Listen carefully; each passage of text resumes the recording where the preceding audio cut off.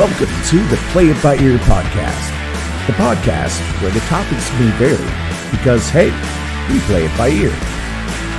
And now your hosts, Eric Fiskus, Brady Liming, and Todd Griffin.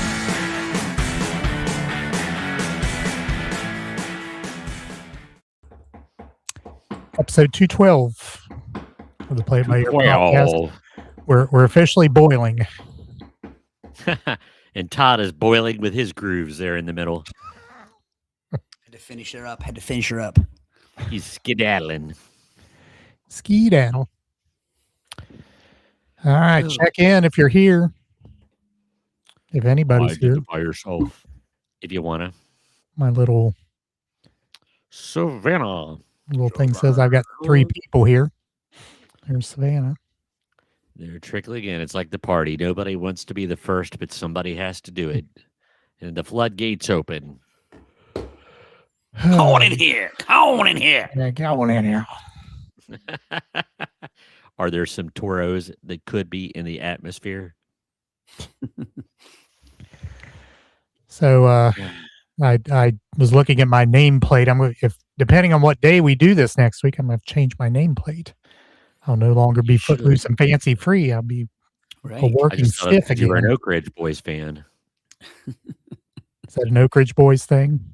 Yeah, that's one of their songs. Well, that could be like setting fancy. See, I get the Rebar and the Oak Ridge Boys.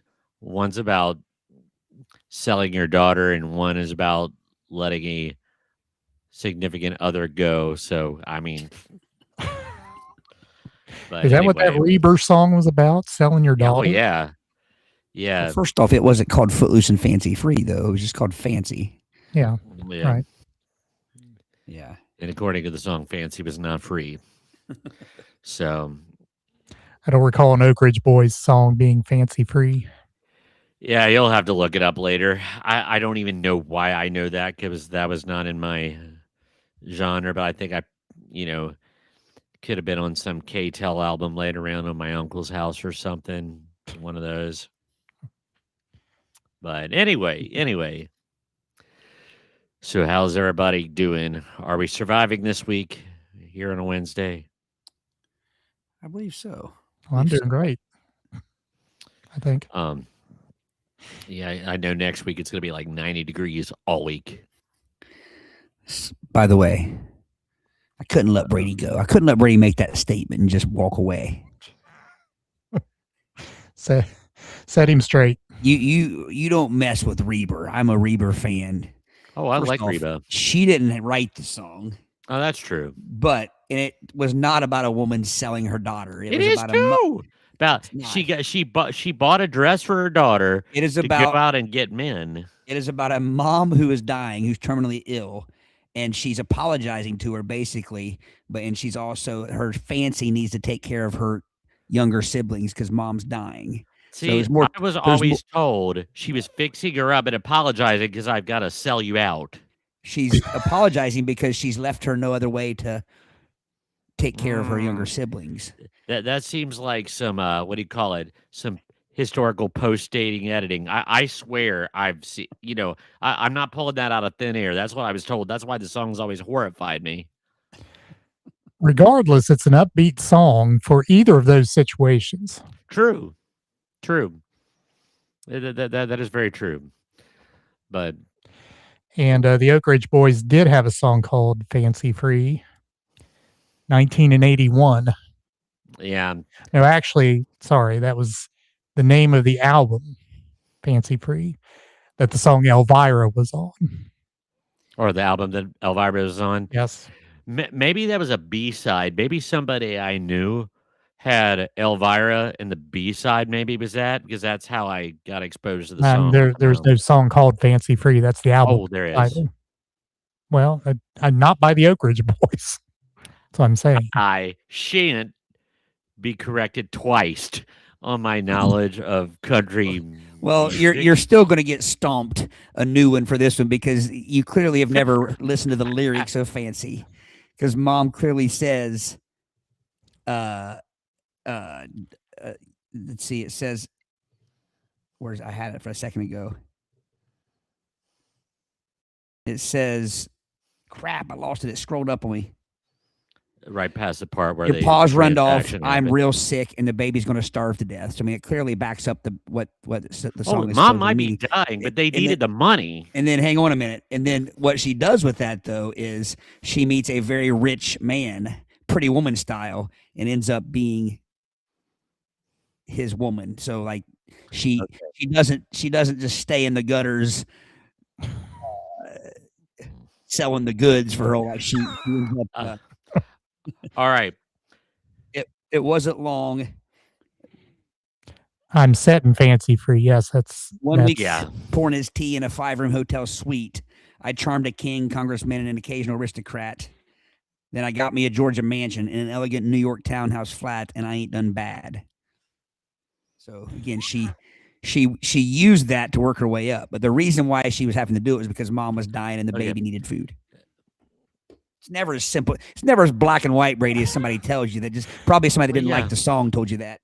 Well, it like I said, like mom was dying, the baby was starving, so there was only one that she dusted off her red dress and sent her into town to make some funds. Right, and that's That's what I'm the saying. way That's that why mom's apologizing. She's apologizing because she couldn't take care of her anymore because she was dying and she didn't Okay. leave her. I mean, that's what mom did, so she I didn't thought have she any was way. apologizing. She couldn't- 'cause, like, she- sorry, hon. She couldn't pass. No, she couldn't pass on any kind of skill. Like mom had no. Okay. You know what I mean? I She's can not get like, with that. she couldn't say, "Here's my typewriter. I've been making a living writing." I mean, she had to basically say, "Here's my dress," and now you have to make Gotcha. a living the way I do. so. Is that what the mom did? Yes. Oh, see, I knew that it just had that whiff. Does the song say that? Yeah. I think I said that's why she's well, the song meaning when I read to it, that's what it said. That she was passing down the dress, and like I said, she's apologizing. Let's see here. Talk about a rabbit hole, but yeah, this like I said, that song scarred me because it was always like, gosh, man, it's intense. Yeah, Some heavy and then times. like it also, she says multiple times, "Mama's going to move you uptown." So I think that the plan all along was for her to meet an aristocrat, So an aristocrat. an Aristocat, I interpret she's going to move you downtown, like to the red light district, is what I thought. No, Okay, No. Just to a better life? Is that what Okay, you're okay, insinuating okay. there? gotcha. Interesting. and it would be worse if the mom was going to reap the benefit of it. Right. But mom's not going to be there anymore. Mom's dying. So Right. she's saying like, "Hey, this is what," it is the one thing that is interesting if you think about it. I mean, obviously there's all types of parents with lots of years between siblings and things like that, but there must be a pretty good distance in years between Fancy and the baby. Correct. I never thought about that, but yeah, you're right. Who would have known? And Hey, Chris, as, I have no as knowledge of Florida Georgia Line except that one song. Thank you very much, Gundry. Gundry. So as for the other question, this will get us banned in Russia. But Bobby Gentry wrote that song, by the way. Oh. A guy.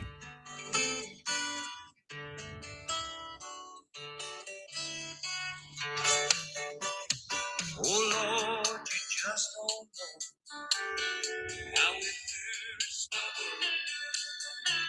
Along with all my dreams, I'm setting fancy free. Yeah, is that There we the go. Oak Ridge Boys or the Yeah, some Oak of Ridge those Boys. boys? I just had a lyric come to my head. I can't remember what I ate for lunch, but I could pull a lyric from like 4th grade. Yep. There was a lyric called like "I'm setting fancy free, even though I love her still." Something Yeah. about holding her against the will, something like that. But I just remember that from my childhood. But anyway, By the way, I have to back up a statement I made that shows my ignorance. Bobby Gentry wasn't a man. Bobby Gentry was a woman. Yeah, I made the comment. I said Bobby Gentry wrote it. I said it was a man that wrote it, and so it was very very reminiscent of the post you shared with years ago on Facebook when I said something about Chicago. But I only like the Peter Cetera or post. What I say? I didn't like the pre-Peter Cetera years or Yeah. something like that. there was no pre-Peter Cetera years. Damn it, it sounded like it. Yeah. Peter must have told him to put those horns away and play some real music. And he Well, I didn't. mean, they were kind of like Styx. They had 3 lead singers. Mhm. I think Terry Katz sang some, and Cetera sang some, and And the keyboard dude. yeah, The Richard, I was walking through the yeah. dark one day guy. Richard, his name's Richard, I think, isn't it? Yeah. Could it be Richard Atchley, who is now with us, member of Chicago? Hello? Uh-oh. Are we frozen out there, gentlemen? I'm not. Is You Eric both frozen? got very still very quickly. I Eric was the looks only one frozen moving. on my end. Eric looks like he might be frozen. Robert. All right. You all just had a little back and forth there, probably, and I didn't hear any of it. But, Yeah. Yeah, you look on our end. You looked frozen, but one of the things that people might not understand more when you guys are watching this, we never know who's actually freezing, because No. sometimes I'll see these guys freezing and think, oh, they're freezing, and then it's my computer. Sometimes I think it's you just never really know. So if you ever see us freeze or hear us talking about freezing, we don't know who's actually. And We don't know where it's coming hey, from. And to be honest, since the wicked storm a couple weeks ago, they're still working on internet lines out here. They're having to splice them and everything. And I guess when they were trying to like do some construction, like that they accidentally cut 2 lines at different times, like these people that were digging to get rubble, that kind of stuff. So it's been a little bit crazy. Lines. So we're getting in our profession, we're all teachers. Our internet went out a couple times today. Intranet. Hello, Richard. Intra. I know earlier you were saying hello to Richard. Richard. He's here. 3 wild and crazy guys. yes, sir. Wild and crazy guys. I always like that. All right. skit. Well, before Brady gets us started here, go on our social media platforms on Facebook, X, and Instagrams. Watch and listen on YouTube, Spotify, Apple Podcasts, Twitch, Twitch. and iHeartRadio and the iHeartRadio app. And most anywhere else you can find podcasts. You can probably find us there as well. I don't know. Looking at our stats, it's really Spotify is the big one, but there are a lot of different platforms. I don't know what different things people use, but you can probably find us anywhere. We've been everywhere, as the song says. Man. Yep. All right, Brady, you have the floor. All right. I have the floor. The floor. So all right, we're gonna play. It's not a game, but this is something to get us talking. I kind of found this list, and it's one that we really don't have as much. It's a list, but this is kind of about us and our riffing about stuff, which you guys kind of like for some reason to hear us do a lot.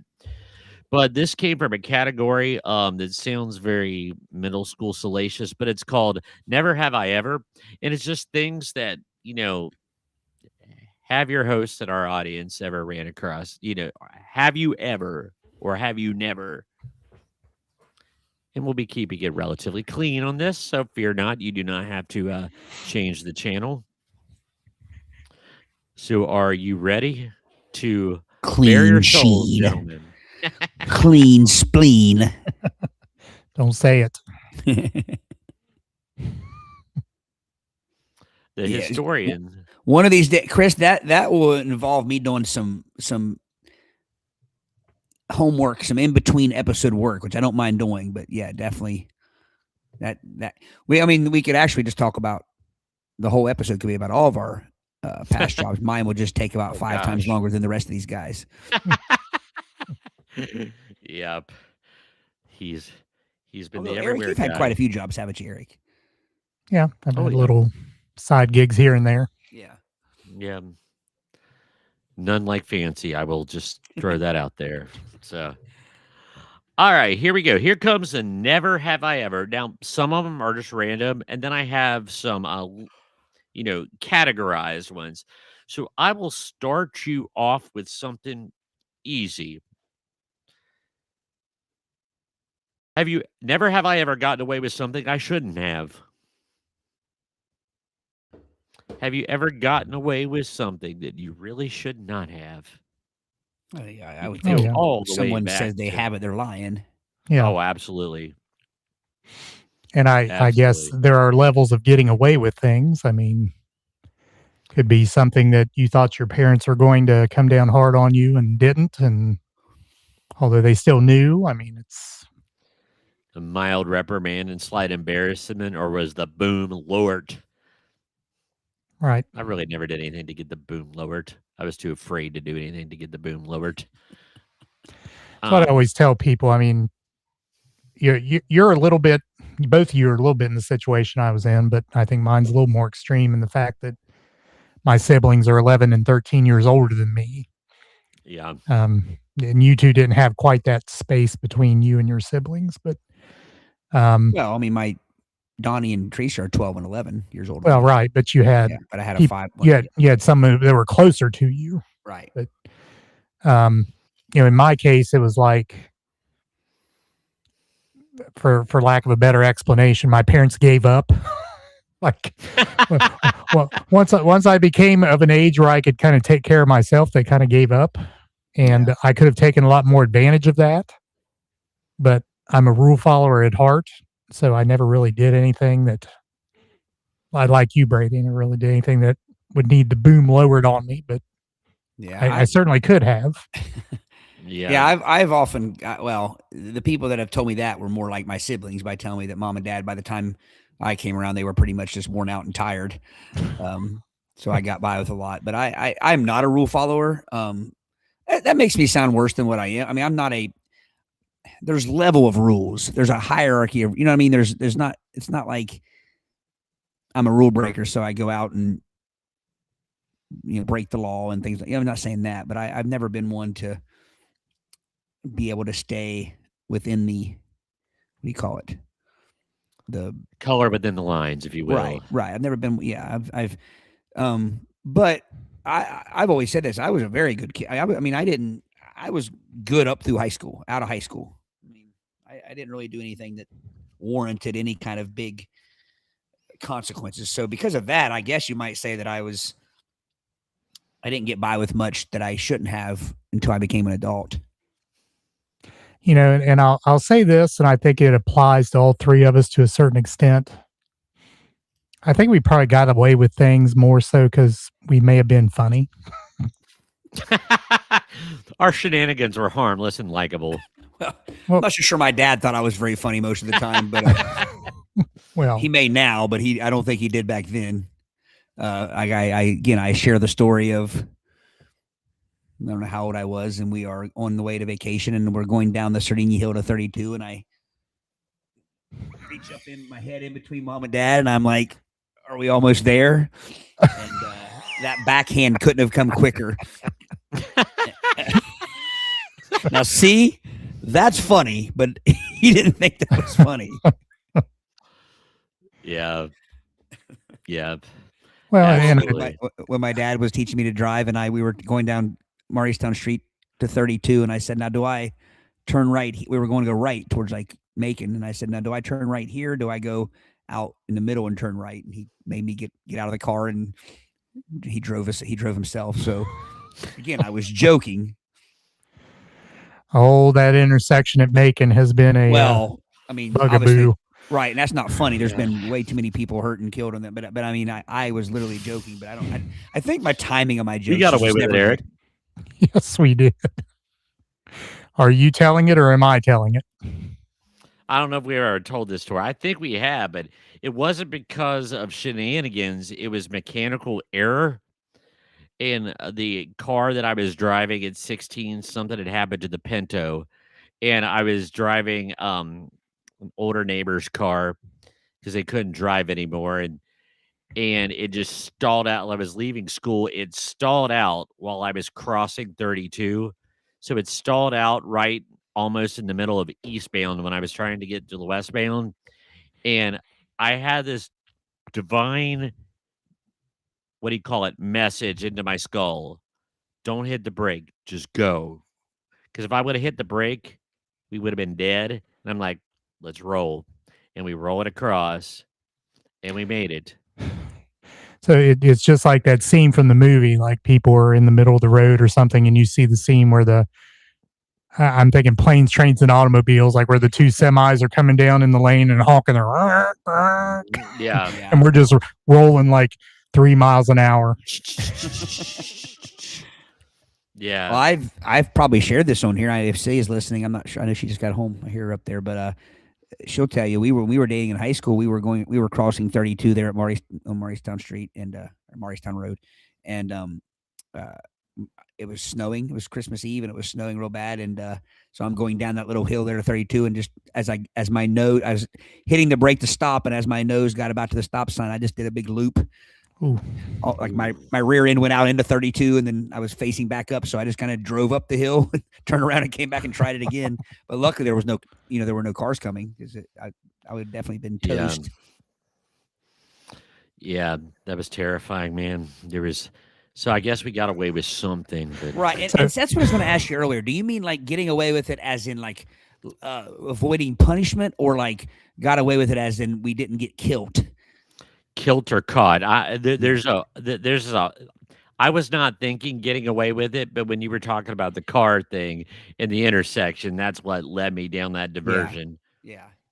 So we didn't finish the story, Brady. Oh, sorry. Oh, do I get to do it? Go ahead. So the principal happened to be in the car behind us, and I don't know if he thought that we were, I was doing something that was like silly or whatever, but he pulled up beside of us, the window, and pulled the window down, and he went, and I quote, "My God, you about got hit." He sounded like the character from Ferris Bueller, and I'm like, something's wrong with the car, and I think there was water in the gas line or something, if I remember correctly. I'd gotten bad petrol. So anyway, And we're both thinking, no bleep, Sherlock. yeah, we know that. I'm sorry. This is completely off topic, but I happened to, as I was looking at trying to find our podcast on Facebook there, somebody posted this. I'm sure it's fake, but it's really funny. And obviously we lost 2 icons in the last 2 days. Dolly being, again, First and foremost. right. But it's like a screenshot of a private message on Instagram or whatever, and it's to someone named Jolene, and it says, "If I find out you had anything to do with Dolly Parton passing away, it won't be pretty." And then this person says, "Excuse me, who the F are you and who is Dolly?" And they say, "I'm sorry, I got the wrong B word. My bad." Oh man, that's insane. Wow. Mom's here. Hello, Mom's Mom. here. All right. Never have I ever. Richard, all I got to Forget. say, man, is you were pretty lucky to have 12 pair of underwear. Oh yeah, I just totally saw glossed over that. Yeah. I imagine Richard looked like the kid from A Christmas Story. I imagine. How did Dad not know you had 12 pairs of underwear? Right. Yeah, man. Well, if I'm guessing, Richard, maybe it was a belt or something, or some sort of, you know what I mean? Like, a Yeah, belt. wasn't a hand. So like thud, thud. my sister and I did that one time with toilet paper. We, I don't know how, looking back, I don't know how, because my aunt lived right next door to us, and I don't know how she knew that we were going to get a whipping later, but she's the one that put us up to stuffing our pants full of toilet paper. And Diane did that. Good aunt. yes. That's That was funny. very cool. Which that almost makes my mom sound like a psycho. Like she called next door to tell my aunt that, hey, later on, Todd and Nita are going to get a whipping. These kids are going to be flambéed. Or maybe it was just the adults having fun. Maybe she did it on purpose and said, "Hey, tell them to put toilet paper in their pants." That's true. That's I true. I need to ask Diane about that. Need to ask her, definitely. All right. If so, that would be much more funny. Right. It would be, because then the joke would be on you. I just remember us running away laughing after getting whipping, like the toilet paper, like coming unraveled out of our pants. Like we look like kites, like running across the yard with the toilet paper Yeah. hanging out of our pants. Did the Bears meet you at the woods to put that on their next commercial? So, anyway, Okay, here's one that should be relatively quick. Never have I ever been on the news. Mm. You ever been on the news? I've been on the news. Yeah. Brady, you've been on the news with me. Yeah. I was on the news with you. So when you say on the news, as in just being seen or being interviewed? Being seen or interviewed. Yeah. Brady and I were seen performing on the news, and I've actually been on the news several times performing. But Yeah. the only band member is Celia. Celia got interviewed one time down on the Party on the Purple down there. She got interviewed for the news. Yeah. And then we were on the news, had several people sending us screenshots. We were on the news. Riley's first Reds game years ago. We were on the news. Like we were up Oh, that's cool. around where the news or the what do you call them? The play-by-play, the announcers. The announcers yeah. were, and we were up there, and yeah, we were on the news multiple times. That was I can't think of the player, but he did something. He had like 5 home runs that night or something. Mhm. I forget who that was. You guys would probably know better than me. I think he was a Cincinnati guy. I think he'd gone to school in high school in Cincinnati. I've never been. Huh?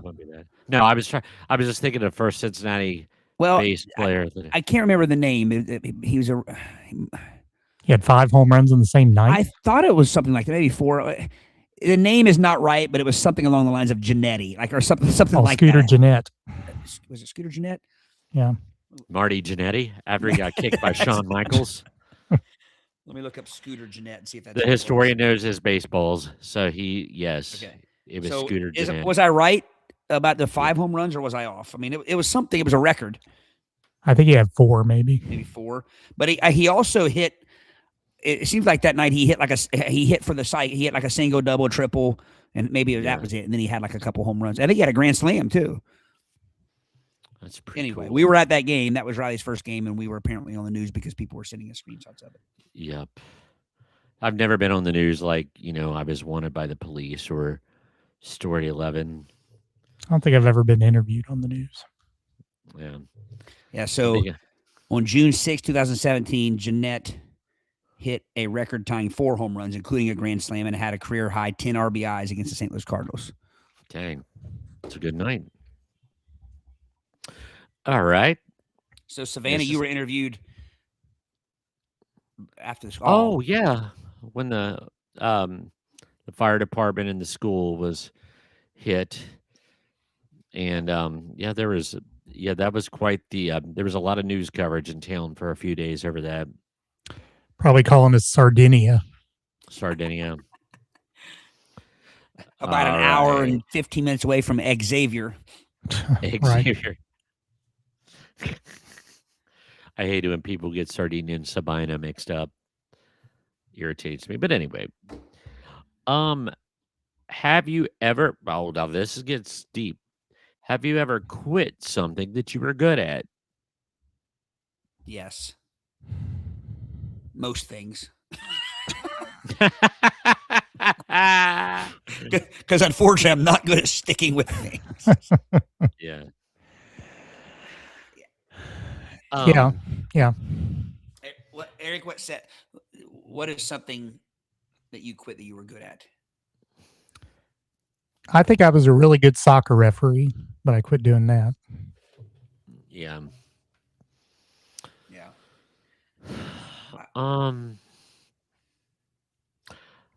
I don't want to say like I was great. I mean, I was decent.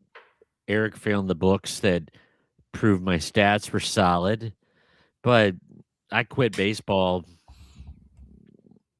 after Yeah. I just, I was the same way. I was well, I think I was a better baseball player than basketball player, and I quit. But I quit as a freshman. Actually, I quit a little before that, and then I was going to play again as a freshman, and had a couple Yeah. seniors who weren't the nicest seniors in the world, and I quit. I let them make me quit. Yeah. In hindsight, I shouldn't have, but then I started playing softball with Eric. There you go. There we go. Had a fine There we go. career as an underage softball player. That sounds sordid. That does sounds a lot more sordid than it was. Right. Yeah. Yeah. What I mean by underage is if we went to tournaments, I wasn't allowed to. we would have had you to weren't, forfeit. you weren't drinking like Well- me and you were the only ones that were not drinking. Right, and not only that, but I know there Yeah. were a couple of times where if we would have gotten high enough into the tournament or far enough into the tournament, we would have had to forfeit because I was underage. Oh yeah. That also says a whole lot about your team's confidence when you're like, we'll Yeah. never get that far. Kind of sounds like the Little League World Series, except in reverse, where they have the 20-year-old, 10-year-old. But all right, I'm very curious about this next one, man. Never have I ever met a celebrity. I mean, celebrity is, I guess, relative, but yeah, It's I've met- relative, but I've met celebrity to celebrities. you. I think the celebrity I was proudest of meeting and talking to, there's two, and gosh, this is gonna date me, but one of them was Don Dokken.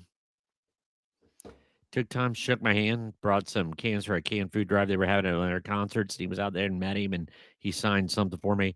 And I hung out with the dudes from Trickster for about 5 or 6 minutes because the tour bus was kind of like close to where my apartment was at Ohio State, where they were playing. I went to that show, and in my bag, was like, "Oh, there's the tour bus," and I happened to be walking down there, and they were out there and chit chatted with him for a few minutes.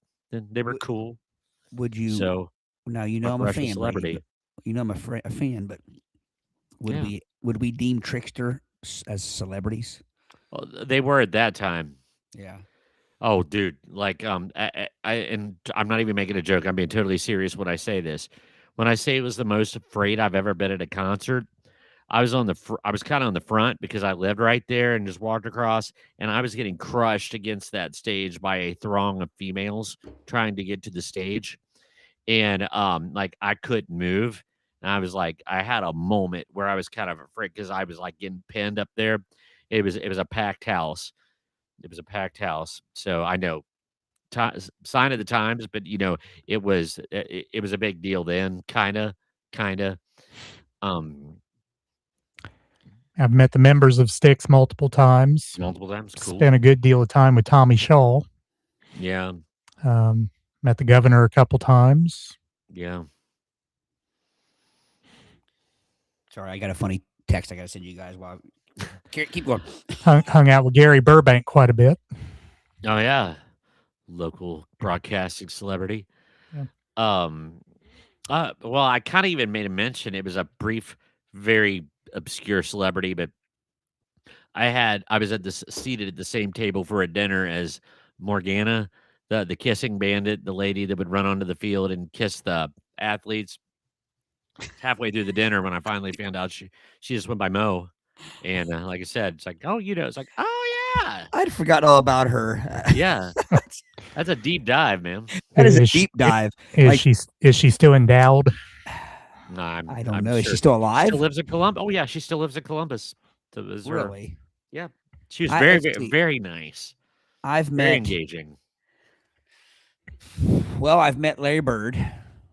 Really? Yeah, I've told that story before where I had his autograph and left it along with the entire Celtics team. I left it in my desk for summer break, and so the custodian either stole my cards or threw them away. In your desk? Yeah, I took them to school for show and tell and left them in my desk. Did you cry? No, but I would have wept. Mom and Dad didn't think that was too funny either. But anyway, I had within that I had all of them. I mean, I had Robert Parrish, Kevin McHale, Danny Ainge, Dennis Johnson, Bird, Reggie Lewis, by the way, who would pass away a few years later. Chris Ford, first NBA three-point maker. But anyway, Somebody stole those. had that was a OJ targeted hit. OJ. OJ Robinson. I had Big O. I had Oscar Robertson's autograph. Oh, I have his autograph too. Yeah. Did he sign it Big O? He signed it Oscar Robertson. Yeah. So It was funny. Have I told you guys that? So we were out at the hotel out in Indianapolis, and like we were waiting on. We would try to. My aunt would try to book the hotel that the Celtics were staying at, and a couple of times we got it right, but a couple of times we didn't. So like we had stayed at Embassy Suites. They were staying at the Westin, so we walked over to the Westin like as they were getting on the buses and stuff, and that's how I got there. But before, as we were waiting on the team to come down, we're sitting there, and this guy walks by, and my Uncle Dennis is like, "It's Oscar Robertson." We're like, "No, I don't think it is." And he's like, "Yeah, it is." He's like, "I'm telling you." And he's like, "Go get his autograph." And so we went over, and we're like, we never said his name.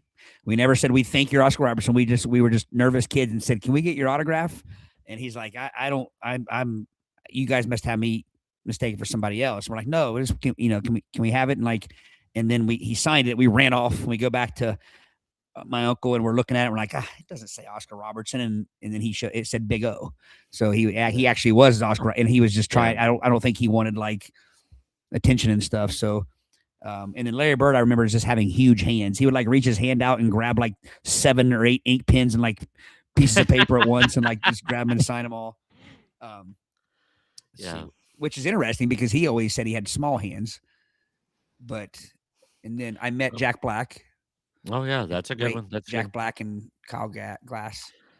Trisha Mackey waved at us. Nice. Yeah. Well, I sat in I don't know what the station was called at the time, but it was 90, 92.5, whatever it was at the time in the early 90s, but sat in and during Trisha Mackey's DJ shift on a night because one of my friends that I worked with at the student radio station at NKU was friends with her. So we just went down there and sat in. But, yeah.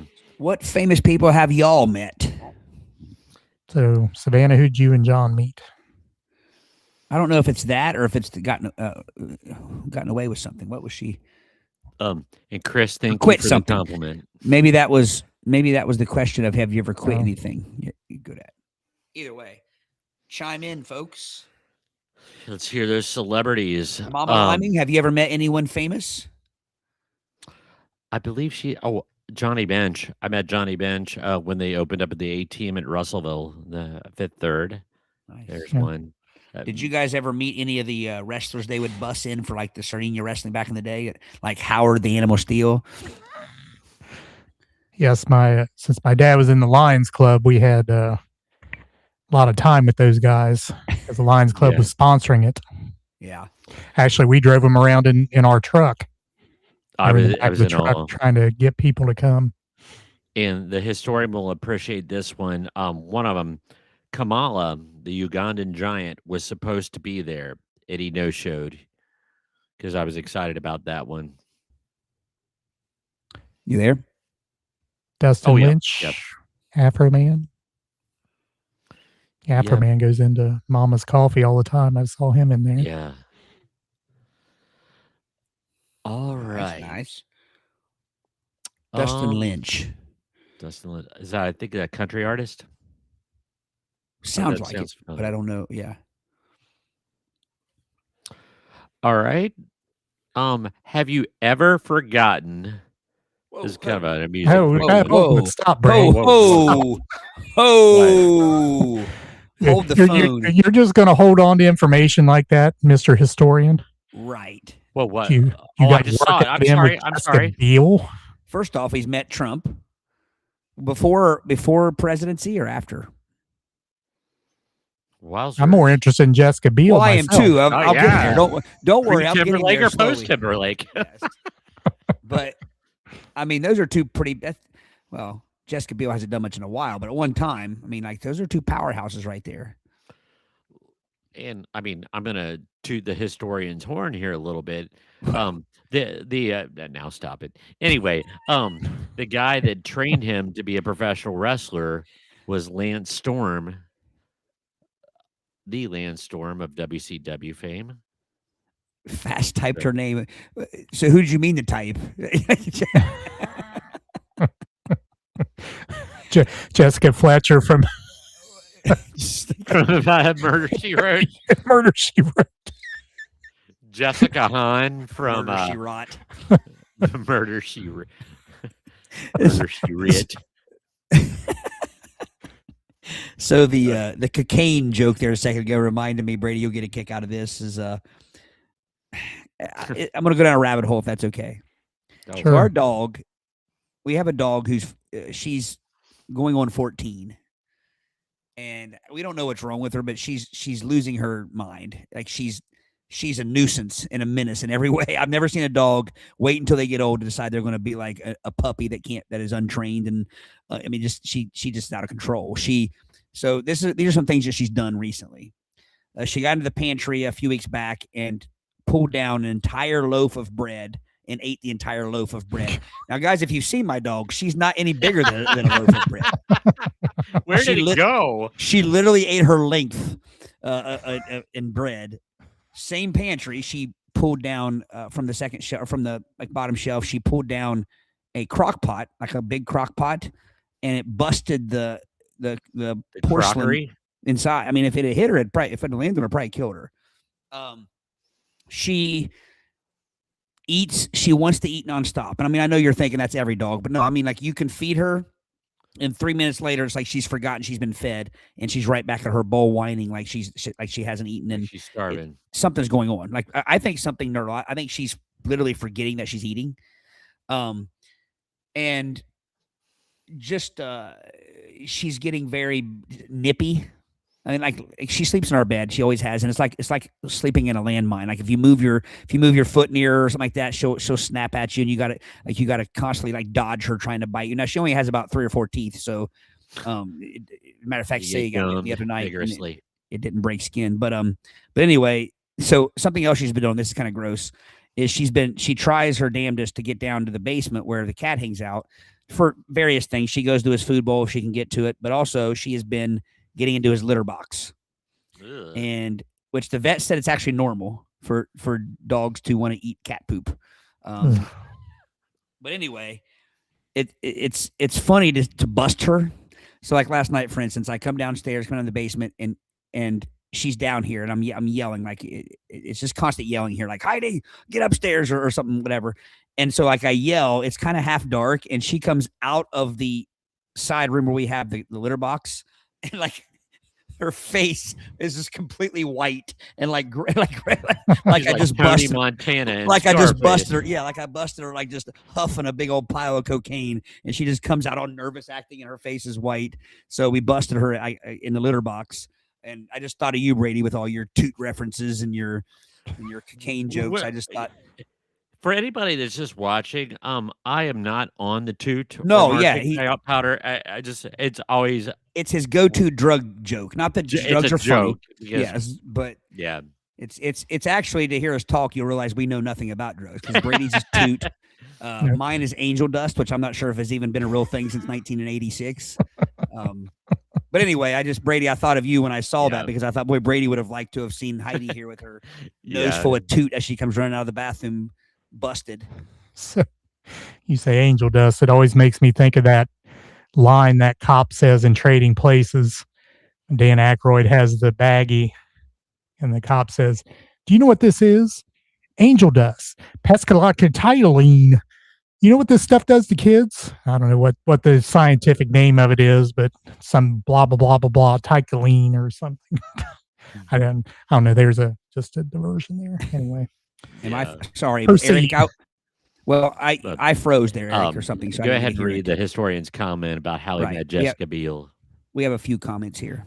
So her and Jamie Foxx were on his ship to film the movie Stealth, and I got the lucky draw to clean one of the ship's gyms for that hour. She comes in and asks if she can work out. So, of course, being the gentleman that he is, says yes. No, you should have said, "No, ma'am, I'm cleaning this place. You cannot come in here in your workout clothing, Hollywood starlet, and work out. No, we will not have that." On up higher, he says, "I met Trump on his first campaign." Then he said, "Sorry, I thought I typed wrong." So you thought we were giving you crap for typing wrong, but what we were giving you crap for is how are you just now telling us that you met Jessica Biel? Met Jessica Biel, really? I mean, we have christened you the historian on this show how long ago, and you're just now sharing that you met Jessica Biel as she was in workout clothing while you're cleaning. I mean, that's not some random thing, Chris. That is a man with some willpower, because to not name drop that. Willpower. Yeah, like I would be going to my dentist. Okay, this is your first time seeing us. There is saying you should know I met Jessica Biel on the Navy ship when she was working out. Right. That's what I'm going to tell the that dentist. Should be part of the handshake. Like, "Hello, I'm Chris. I met Jessica Biel on a Navy ship." Yes. So Oh, he and goes President on to Trump. say, so she stays in the gym almost the whole hour, and instead of cleaning like I was supposed to, I made small talk and worked out a little bit myself. Look at my muscles. I was just cleaning it and it went off. So Let's see. you were willing to risk the brig instead of A demotion. cleaning like you were Right. supposed to. That is. Yeah, thank you for your service. Yes, thank you. That's Actually, seriously. But Savannah, we've thought about that doggy dementia. The vet seemed to think, all of her blood work and everything checked out, and the vet seemed to think it was more of a nutrition thing. But it's very weird. She'll get outside and just go to the neighbors just to hang out and won't come home. But anyway, youngest fan Rory has met DDP and Hulk Hogan all before 30. Diamond Dallas Nice. Page, yoga fame, in the Hulkster. That's pretty awesome. Yes. I never met any wrestlers. The times I've seen wrestling, I never got to meet any of them. That would be trying to think of which one I would want to hang out with. So just to tell hear stories from. Okay, we're gonna transition our Never Have I Ever to slightly more humorous stuff. Never have I ever waved back at a stranger realizing they were waving to the person behind me. Oh, I hate that. I have. I do it every day. Oh, I know. And it's always somebody that it's never like one of you guys. It's somebody that I feel stupid in front of doing It's it. Jessica Biel. It's Jessica Biel or Trump or something Trump like that. or Hulk Hogan or yeah, it happens Jessica a lot. Biel's waving at Trump behind me, and I'm like, It happens a lot as teachers. You guys have probably had this yeah. in education. Like you'll see somebody waving to you, like that's maybe like I'm a 4th grade teacher, so maybe a 5th grader is waving, and I think they're waving to me. And I look behind me, and it's whoever their teacher was the year before, and they're saying hi to them. That kind of thing. So I did the opposite just yesterday. Someone was waving at me and I didn't wave back because I didn't know who it was, thinking they were waving at someone else. And it just so happened like they walked in someplace and walked back out and didn't acknowledge me when they came back out because I finally figured out kind of who it was, or I was going to say something and apologize, but they didn't acknowledge me when they walked back out and I felt bad. did you text him? And it wasn't somebody I could text. It was like someone I knew. And eventually I figured out how I knew him, but Yeah. it was it wasn't just a head nod thing. It was like and I didn't respond. And like I said, I still feel bad about that Oh yeah. today. I think I met back to the one thing I did think. I think I met Heather Thomas or Heather Locklear back in the day. Talk about holding out. I think. Well, I was a kid at the Cavalcade yeah. Customs. Oh yeah. That's where it all went down in Cincinnati. Oh, with the yeah. Utes. Yeah. That's where I got to see the Batmobile finally. Thank you, Savannah. We'll look into that. Oh, I lost my. Well, poopy. I didn't lose it, Lizzie. Here it is. Here we go. Got my list back. Okay. Shoot. Never have I ever said you too when the waiter told me to enjoy my meal. Oh yeah. Oh Or something along those lines. Yeah. yeah. Oh yeah. Like see you later. No, I'm not. One of those things, or it's always embarrassing. And you always catch it right when you say it, but you just can't get out of it. You just got to It's roll like with it. Trying to grab your words back and stuff them back Yeah. in your mouth so you don't say them. Never have I ever put my phone in the fridge or freezer by accident. I've never done that. I have. There's kind of a ledge, like when I open up my fridge doors, it's the kind that opens like that.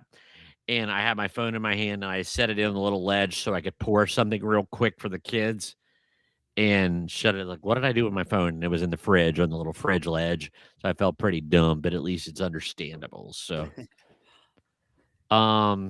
Matter of fact, I've never put anything in the fridge that didn't belong in the fridge yeah. or the freezer. Ready? I can't wait to hear this one. Never have I ever blamed a bad smell on a pet. Meaning, The flatulence one is passed or some other foul odor made. You have blamed on the pet when it was you. I don't think I have. I don't think I have. I don't have pets, so I never. You have cats. I mostly have not had pets. Are you saying cats don't ferret? Cat's ferret. Not saying that at all. I've never had occasion to blame the cats, I guess. Yeah. You got to own up to it. You got to. And then the sideline one, the right after.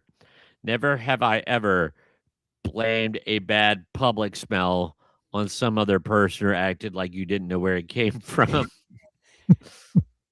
I don't think I've done that either. No, I haven't done it, but I have 2 words. I have 2 words for you, Todd. Lakewood and Glenn, 2 words: crab dip.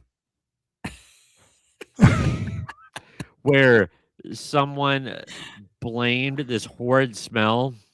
Somebody I won't mention, not one of our friend group. Blamed a horrible smell. There was a lady that was quite intoxicated, and even the bartender brought along that this lady had gotten drunk and soiled herself when somebody had gotten some bad crab dip and was having post crab dip flatulence. Conducting post crab dip commerce. Yes, yes, and business was good that day. So, I first read Savannah's comment as "cut farts are worse than dog farts." Right. Never have I ever dropped an F-bomb on a TV14 podcast. Only 2 out of 3 of us. Actually, I did. Did I drop one here a while back? Yeah. You did. I think I Yeah, did. it was because I remember asking Eric to please not put that in the in the reel. In the reel. but you accidentally said it. It wasn't like you just Right. Where it was Brady like one of said it those- on purpose. Right. nay. I had a Nay. friend in high school who had a ferret. A Ferret. ferret. I had a friend in high school who had a ferret, and his dad always blamed his farts on. said Actually, ferret. I think that would be a fart ferret. I've never known a ferreting ferret before or since. I know a stinking prairie dog. A ferreting One of ferret. our friends had one of those. Oh yeah, it was legit too, man. That thing reeked of urine, like bad. Savannah, I'm not sure what I like most about that. First off, man, Biggs was fun back. I loved Biggs back in the day, but every single aisle cracks me up. Like that had to be a mission. Like that just doesn't accidentally happen. You have to say, okay, there's 14 rows. Here we go. I'm going for every one of them. I don't mean to be gross, but we all know that parts of Biggs didn't smell good anyway. When you got back to the seafood section, it would choke you. If you could clear out that aisle, just saying. So, Mrs. Wilson's, my oldest brother, used to blame a barking spider. Are there such Barking- things as barking spiders? I mean, All right. I've known many people to step on a frog or a duck, Yeah. Oh but man. never a barking spider. A ferreting ferret. All right. Oh my. Okay. Now this one. All right. I got it. I know the answer to this one Stop before I at even each read aisle. it. Stop at each. Like, are we Yes. talking mid aisle, or are we talking like at the entrance to each aisle, or as right before Like, he would leave one, the aisle, he would stop? 2 womp, 3 womp, and just Did he like, go down each aisle, or did he just step into the aisle, release, step out of the aisle, move over, step in, release? I mean, depending on the length of said flatulence, I mean, you could go to the beginning of 2 or 3 different aisles, probably in the same one. especially if the person had a protein drink or something, you know that. All right. I don't know how long ago that was, but I don't think they had protein drinks back when Biggs was. That's true. That's true. Okay. Never have I ever practiced an argument or an argument that you were going to have with somebody or a speech in front of a mirror. Like that conversation with somebody. Now, look, you're going to do this. Not in front of a mirror. I don't think I've ever done it in front of a mirror. Interestingly enough, I live my entire life off the top of my head. Whatever, it all comes off the top of my head, except for shows. I've turned into one of those people where you go see the band and you go see them in 3 different cities and they say the same stuff in each city. I've turned into Yeah. that. I say the same stuff every night, and I'm like, I got to get some new material. I was wondering that when I watched you all in Mount Orb the other day, if that's your spiel in every It- place. I will say, and I'm not tooting my own horn, but I do a pretty good. I feel like I do a pretty decent job talking. And there are things that I do every show, but there are also things that pop up just from what I see or or just other comments the band members make and stuff. But yeah, I remember being you would go see you would go see a concert, and then of course you had the classic when bands would get the city wrong and stuff like that. And remember we saw Meatloaf, Eric, and Meatloaf kept saying Columbus. Remember what he finally had the crowd say every time he said it. Well, most of them have the city name in big capital letters on the set list. Right. written. Yeah. Well, Meatloaf kept saying Columbus, and then finally he's like, all right, every time I do that, I want the crowd to yell F you, Meatloaf. So like the next 7 or 8 times he did it, the crowd yelled that back at him. But yeah, I've never practiced in front of a mirror to do anything. We could probably do a whole segment over things that were spontaneously said at our concerts in 18 years, or at our shows in 18 years. Yeah. Accidentally or not. Todd, if you could text Eric the one I'm thinking of that has to do with a hoofed mammal. All right. So let's see. All right. We're not going to take it, right, Brady? What? That was we're not going to take it. Yes. Yeah. All right. How about have you ever Googled yourself to see what pops up? Yes. Yep. No, never have. Oh, really? Because I just kind of do it. Actually, it was a couple years ago. One of my students said, "Oh, I Googled you." It's like, "Oh, really? There's a video of you playing guitar." It's like, "Really?" Because I didn't know it was out there. So I Googled myself, and somebody had, videotaped one of my acoustic shows or a couple songs. I'm like, "Oh." Anyway, I Google myself pretty regularly, actually. Oh yeah, just to see what's there. All right. Here's for the Gen X crowd. For us Gen Xers and you Gen Xers out there, and never have I ever worn fingerless gloves or a fedora to look cool. The Indiana Jones hat or the fingerless driving gloves? Yes and yes. No. What? You've worn fingerless gloves. I've worn fingerless gloves, but I mean, I may have put some on and taken them right back off. I've never worn them for a night or something like that. Yeah, I'm actually kind of a fan of fingerless gloves. And I've used them. I've used them to play bass. I've used them to play shows that are cold outside. Oh yeah. Because obviously can't cover your fingers with gloves, but I can cover the better part of my hand and halfway up my fingers with gloves and still play. Just the tips out. So anyway. Let's see. Like I said, I think every 80s kid at some point put one on. I'm not saying when we were old enough to know better. Now, I've never worn the ones that where you peel them back, like they can cover your hands, or you can skin her back, and they'll uncover your fingers. I've never done those. I got some of those as a gift one time. You were supposed to be able to text with them, but on the tops of the fingers there was magnets. So when you flipped them back, the magnets kept them there until you wanted them to go back. That was kind of like good idea, but kind of like Jurassic those are usually Park. mittens, and I don't wear mittens. I will never wear a mitten. Who come up with a mitten? Who just decided that you didn't really need to have any use for a hand? Well, evidently they keep your hand warmer, like it holds in heat better. Yeah. So I think like I never wear them, but I could see the need for them. Never have you ever practiced your signature in case you get famous as a kid? I'm sure I did back then. Yeah. Yeah. Yeah. What's really funny is when you're not famous, but you still several times a year get asked to sign your name, and you realize how terrible. The other night, I made 2 mistakes trying to write Vinyl Countdown on an inflatable guitar, so I had to cross them out each time. So that kid's going to have an inflatable guitar with typos. The biggest dumbass in the world tried to write on it. Yeah, I that's the only thing. I think you practice because you obviously you dream that it'll happen, but I would say unless you get famous and do it enough, you always just feels like you're doing something for the first time. My claim to fame when I write and I sign my name is I swear any handwriting expert, like a criminal handwriting expert, I think I can throw off the trail because I never sign my name the same way twice. I always make the same joke, like when I have to sign a receipt at a restaurant or something. Like, I'm going to give you my baseball signature, and all right. Never have I ever pretended to be on the phone call just to avoid talking to someone? I've done that. Now I've pulled up. I forget there was a scenario here a while back where I did that. Where you pull up and like there's I can't remember what it was, but I pretended I was on the phone. But it wasn't like there was nothing like malicious behind it. I forget what the reason was, but I had a good reason, at least in my head.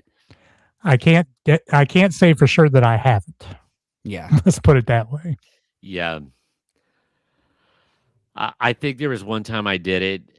I had to go. I pulled into a parking lot and I saw them, and I knew it'd be like a 20-minute conversation, and I had to get to where I was going. And I just kind of that. So, which begs the question, and it seems like the three of us should have some knowledge of this, but what did people do before they had a cell phone readily available? If you wanted to avoid contact like that, you did this. Yeah, unless you were walking, that made it awkward. Oh yeah. All right. Painting goats. Okay. Never have I ever pretended to be in a music video while looking out of a rainy car window? No. You know, like no, I haven't, but I know what they're talking about. Never. No. Okay. Never have I ever tried to use the Jedi mind control or telekinesis to move a TV remote just in case. Well, I know Eric never has, and I never have either. What? Last week. I have now. At least once. Maybe back when I was back in the early 80s when I first started watching Star Wars, but I am not that big into Star Wars where I even think about Jedi stuff. No. What about just plain old telekinesis? Like, hey, just in case this is legit, give me a remote. No, the closest I ever came to that was I was at a New Year's Eve party one time, or a cabin one time with my family, with my brother and sister-in-law and some friends, and we were partaking in a few adult beverages, and we had party hats on, and I felt like I could, with my mind, I felt like I could swell my forehead enough to break the strap on the hat. And so I was, and there's video out there somewhere. I hope that never turns up of me trying to will my head into expanding enough to snap the paper band around the hat. And I still think that's possible. I still think that there's got to be a way, because you could feel it tighten. Like if you just. I felt like I could do it, but that's the closest I've came to anything like that. Probably cause yourself to stroke out. Well, I wouldn't do it at my age now. Yeah, I was early 20s then. I wasn't fearful of that kind of stuff, but anyway, that's the close, and that really wasn't any kind of telekinesis. That was just I thought I could make my forehead bigger.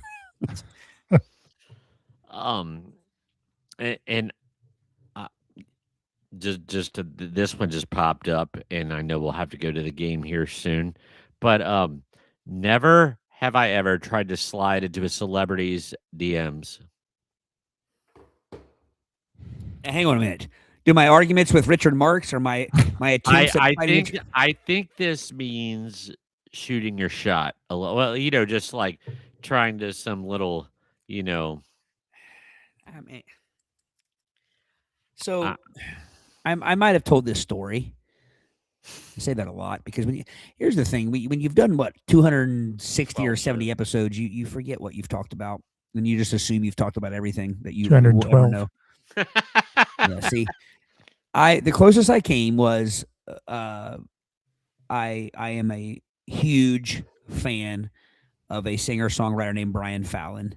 who used to be in a band called the Gaslight Anthem, and now he pretty much does solo albums. Anyway, he got a new album coming out, by the way, next month, and he's fantastic. One of the best songwriters in walking the earth right now. And he was, I don't know what it was, but he was in a back and forth on Twitter about something. They were talking about song lyrics, and then somehow Meatloaf came up, and I commented, or he said something about there was one Meatloaf lyric that he referenced this Meatloaf lyric, and I just knew what he was talking about.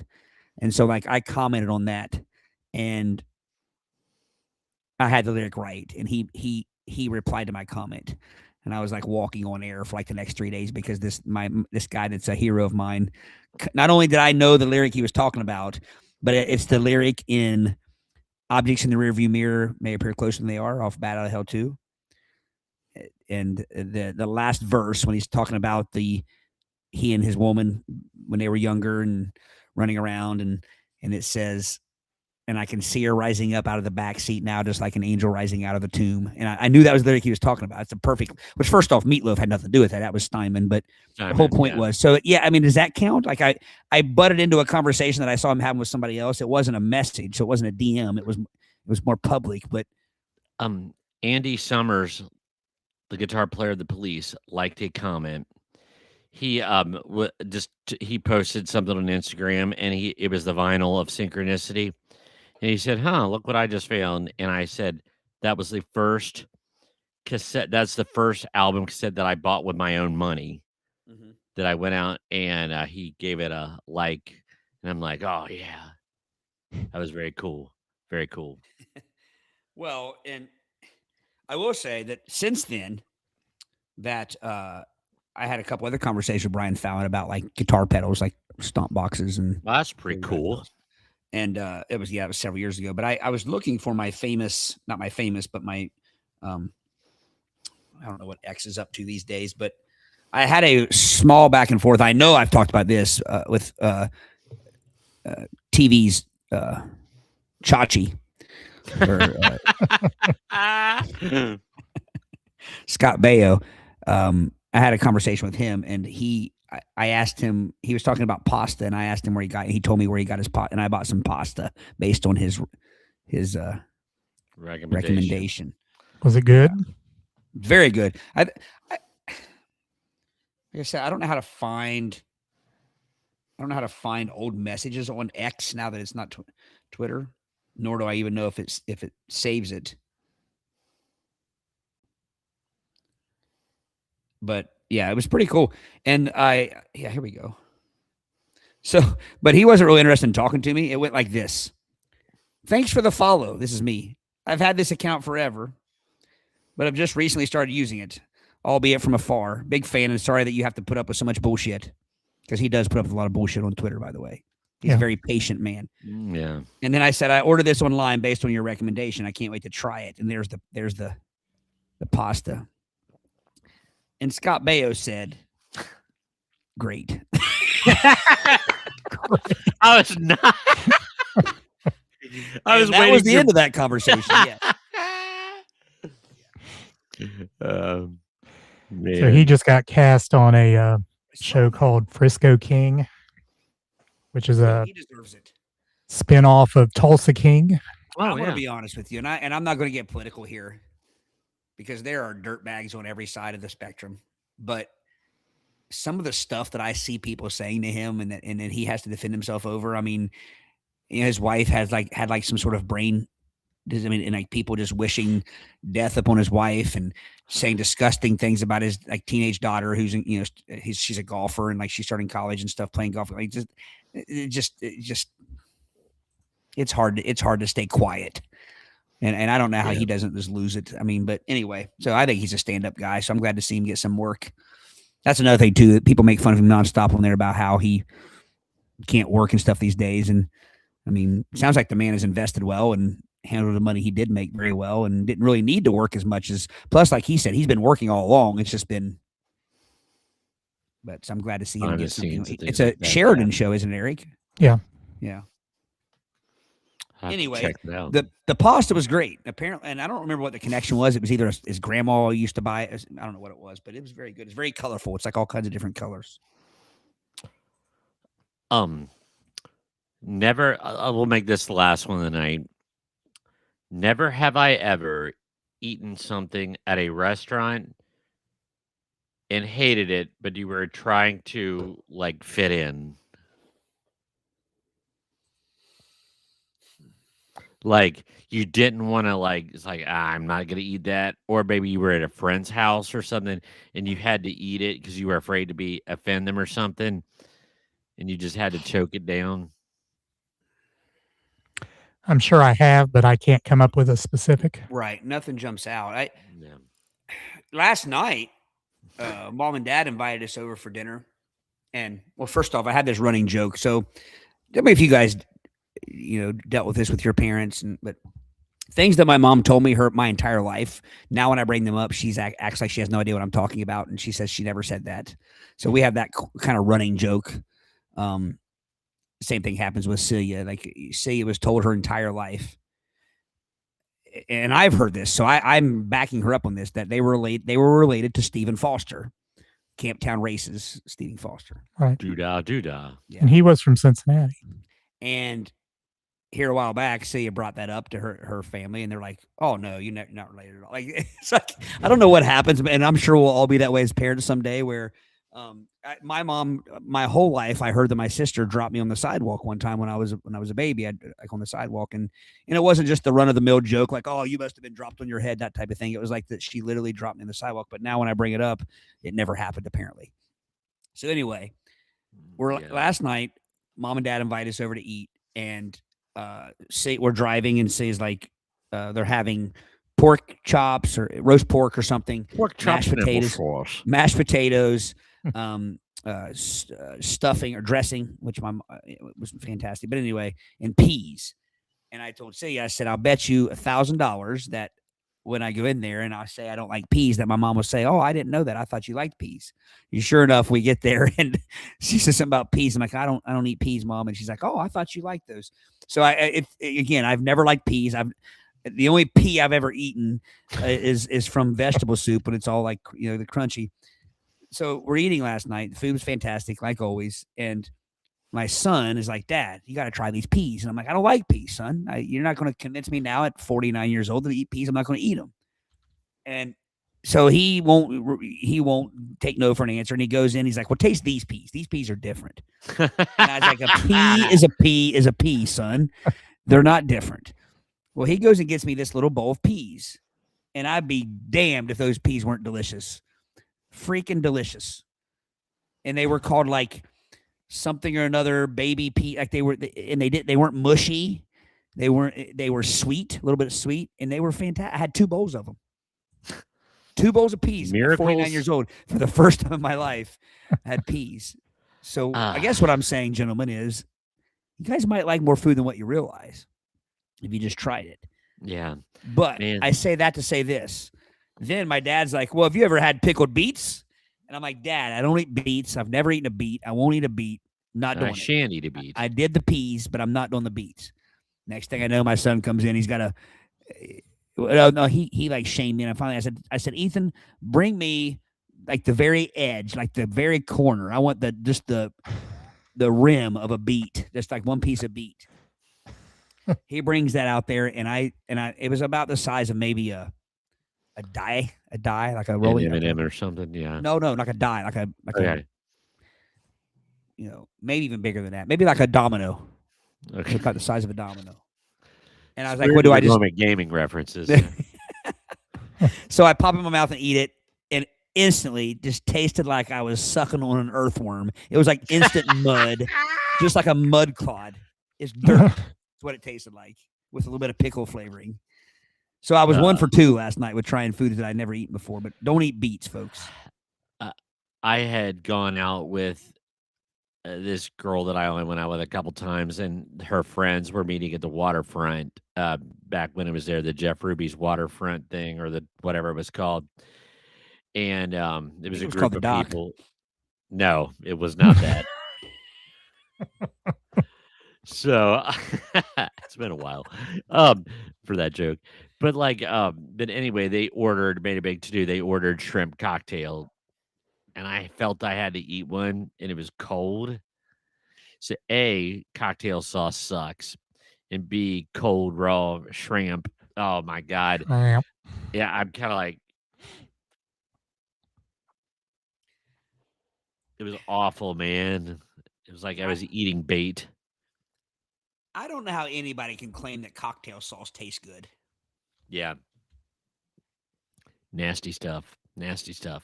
To each their own, though. I mean, I can eat some shrimp. I don't like cocktail. I don't like raw, what is it called? The cocktail shrimp or whatever. Yeah. And cocktail sauce doesn't make it any better. So I'm with you on that, No. Brady. Can't cover that up, man. And no, Chris, the mud veins were not eating the carp yet. Not eating the carp. All right. So there is I believe that was a knock on you, Eric. That never have I ever seen Willy Wonka and the Chocolate Factory. I believe it was. Yeah. I kind of glossed over that on purpose. We're still going to do a live showing of the Wonk. Yeah, we'll do that sometime. Someday, kids. Someday. Well, I mean, we'll have to pause it to spend a good hour trashing Grandpa Joe. You Running the haven't grill, lived till you burning the saw hot dogs away Grandpa from the Joe handles of singing ours. Mandy on a 70s variety show. Weren't we talking about beets on an episode not long ago? Yes. Yeah. we were. One of the reels Eric put out, we were talking about beets. Yes. Yeah. It was Oh, re- Savannah. Because you said they look like blood clots. Yes. Yes. Or Brady said that, didn't he? Hematomas, I did. think, was my Hematomas, quote. yeah. Yeah. Savannah, cocktail. Why would you dip mozzarella sticks in cocktail sauce when they make marinara sauce? Unless you're out of marinara sauce. Marinary. And at that point, you go to ketchup. And if you don't have ketchup, you go to ranch. Or you'll Cocktail have sauce nothing is- and like it literally. That would be me. Brady, what do you dip your mozzarella sticks in? The marinara is cool.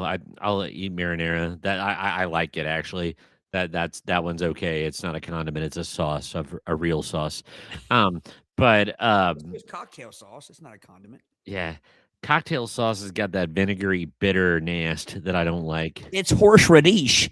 That's what I Yeah. don't like in it. I hate horseradish. Radish. All right. What part of the horse does that come from? You don't want to know. You don't want to know. All right. Game time. Tis game time. Huh. First of all, remember our platforms: Facebook, X, and Instagram on the socials, YouTube, Spotify, Apple Podcasts, Twitch, and iHeartRadio and the iHeartRadio app. Savannah, you're going to make Brady upchuck talking about dipping it in ranch or tartare sauce. Oof, yeah. That's good. Eric likes tartar sauce. I do like Um, tartar sauce. And I hated tartar sauce until about 5 years ago. And now I've come around to tartar sauce, but I still like to mix. Like if I have a fist sandwich, I like to have tartar sauce and ketchup together on it. And I can't remember, Eric, are you a cheese on your fish sandwich guy? Yeah. Me too. Brady, are you? I'm not a fist sandwich guy anymore. I had to stop eating those in fourth grade after I hurled. I haven't been able to eat it since. Wait a minute. You haven't eaten a fish sandwich since fourth grade? Come on. No, I have, and it didn't go well. I thought you got a fish sandwich that first night at Butterbee's we always talk about. No, did. no. didn't. I got it, right. He got it because it was the only one that would fit on the boat. But That still to this day, I think, is the only Oh. time that I've ever rudely busted out laughing at the waiter or waitress bringing my food. we and explained it. We explained it to her. It's not you, it's us. But that thing was huge. I mean, Nut. All right, what are you spinning, Eric? Hot takes. I Hot got my takes. sucker. Guess what? It's back in town, folks. Oh wow. Use box. Hawaiian punch. Hawaiian punch. The juice box has been hard to come by. For whatever reason, my supplier has not had it. The high C fruit punches have been hard to find, impossible where I get mine, but they did have these, and I was ready for the situation. Do you drink those at school, Brady? Like No. in front of the students? Yeah. I got busted totally last year. My planning period. I'm sitting there. Or no, it was in the morning before I didn't think they were going to come down the hall yet. And somebody came and was like, "Are you drinking a juice box?" I'm like, yes, I am. I have Well, a you- degree you- on the wall that says I can. Yeah, right. I never will forget my first year teaching. I went to a PD off campus somewhere, and the expert said that teachers should never. Students aren't allowed. This is before obviously COVID and before water bottles and Right. stuff. But students aren't allowed to have drinks in the classroom, so teachers shouldn't have drinks in the classroom either. I stopped listening immediately. But anyway, Stands up there and talks for 45 minutes. And right, reminds me of one of the texts you sent earlier, Brady. Anyway, you guys will appreciate this. So I don't like our water from our water fountains at school, like our water filling stations and stuff. So, and I bought the other day. We moved Riley in, and so we were at Target buying some things for her dorm, and I really like the Liquid Death water. I mean, you've had Liquid Death do or not? too. It's fantastic water. And so I bought a 6-pack of it of cans. Well, so the other day I had it in my car, and the other day I get to school and I'm like, I didn't bring any water. Like I have my water bottle, so I'm like, well, I'll take that and put it under my desk, and then I'll put a couple in the refrigerator. So anyway, after planning, it's cold enough, and I'm just kind of teaching, and I open the can, and I'm drinking the Liquid Death, and I got to thinking, in my hand, this looks an awful lot like a beer. Yeah. And so I'm like, but surely the kids wouldn't think that. And then I'm like, they might. And I could see a kid going home and telling their parents that I was drinking while teaching. And I'm like, but surely a parent wouldn't believe that. And then I'm like, they might. Yeah. I have two comments. Well, hang on. So then I drank it quick, and these aren't like the tall, skinny cans. They were like regular, like pop can shapes. Yeah. Guys. So then, like after I drank one of them, and after school, when I'd taken the kids to the bus, and after school, I grabbed the other one out of the refrigerator, and I'm drinking it, and no fewer than like 4 teachers passed me in the hallway, and they're like, "You drinking a beer there, Mr. Griffin?" Like joking, obviously. Yeah. So then, oh my gosh! And so I immediately went to like the office, and I poked my head into our principal, and I said, "If you get a call." and principals love to hear that. Right. I said, if you get a call and a parent says that their child says I was drinking a beer in class, it was a Liquid Death can of water. They are white with gold rims, and the label is like gold and black or whatever. So anyway, that's I had that same conversation with my principal Mondays, because when I went to Disney, the Hollywood City, where the Star Wars land and everything, I got a Coke, and it kind of is like this round thing, and it has the Coke in Jedi language and everything, and I just have it as a set about on my desk. right. So my daughter, who's now one of my students, comes up to me. It's like, the kids were asking me why you drink Buzz Balls at school. And she said, no, that was a Coke. So I had to go to my present. So FYI, Right. this is my Coke set about ornament thing. It's not a Buzz Ball. And Well- how do they know what a Buzz Ball is anyway? Right. Well, and so today I'm back at school, and I have the 6-pack of Liquid Death water under my desk. I'm like, well, I want to drink it. I want water. I had no other water, and I'm like, I want to drink this before I buy new water and bring it here. I was like, I won't buy it anymore just because I don't want to Deal with it. But so this time I'm like, and you guys know the way it is. You can't do anything without your students. Like, if you want them to listen or you want them to pay, but you start doing something at your desk and they're like all eyes on you. Like, so I'm like, I open my water bottle, like my carrot, my Awala, and I get out the can. I'm like, all right, so this time I got to say something about it. I have to I can't just I don't want to look sneaky. So I'm like mountain water. Like I start reading the side of the can and stuff. So we're doing a commercial. Right. I'm doing this. I'm like, you guys ever? I was like, there's something about this water. I said, it's nice and clean tasting. And I open the can and I pour it into my into my bottle and I throw the can away. And I'm like, I probably just made it worse. Like I have no idea what I'm doing now at this point, which is what a lot of you don't realize about teachers is there's a lot of times we don't know what we're doing when it comes to that kind of stuff. And it's sad that you have to worry about it, but you do. And if you are a parent of one of my students out there, I assure you that I am not, would not, have not ever drank on the job. The water just, you can't help what they put water in. They put water in these days. You know what I mean? Like, yeah. It very clearly on the side says liquid death, mountain water, or, distilled, whatever it is. I mean, it's not. So I have the It is cans. good water. Yeah, it is good water. And I think if it were the normal cans, it wouldn't be as. But since these are regular 12-ounce, the shorter and stubbier cans, they look a little more like a can of. It actually looks like a can of Miller Lite. Is what it looks. Is what it looks like. Well, like a lot of the ladies in the building, they drink those Celsius or Alani's, and those kind of look like the same as White Clouds. Right. Well, a few years back, I have a I get my lip balm from Duke Cannon, and it's a giant lip balm. It's shaped just like a regular chapstick, but it's about 8 times bigger. And a couple years back, we were going out to recess, and I pulled it out of my coat and gave the old lips a good goosing with the balm. And I had one of Celia's students told her that they saw me in the hallway vaping.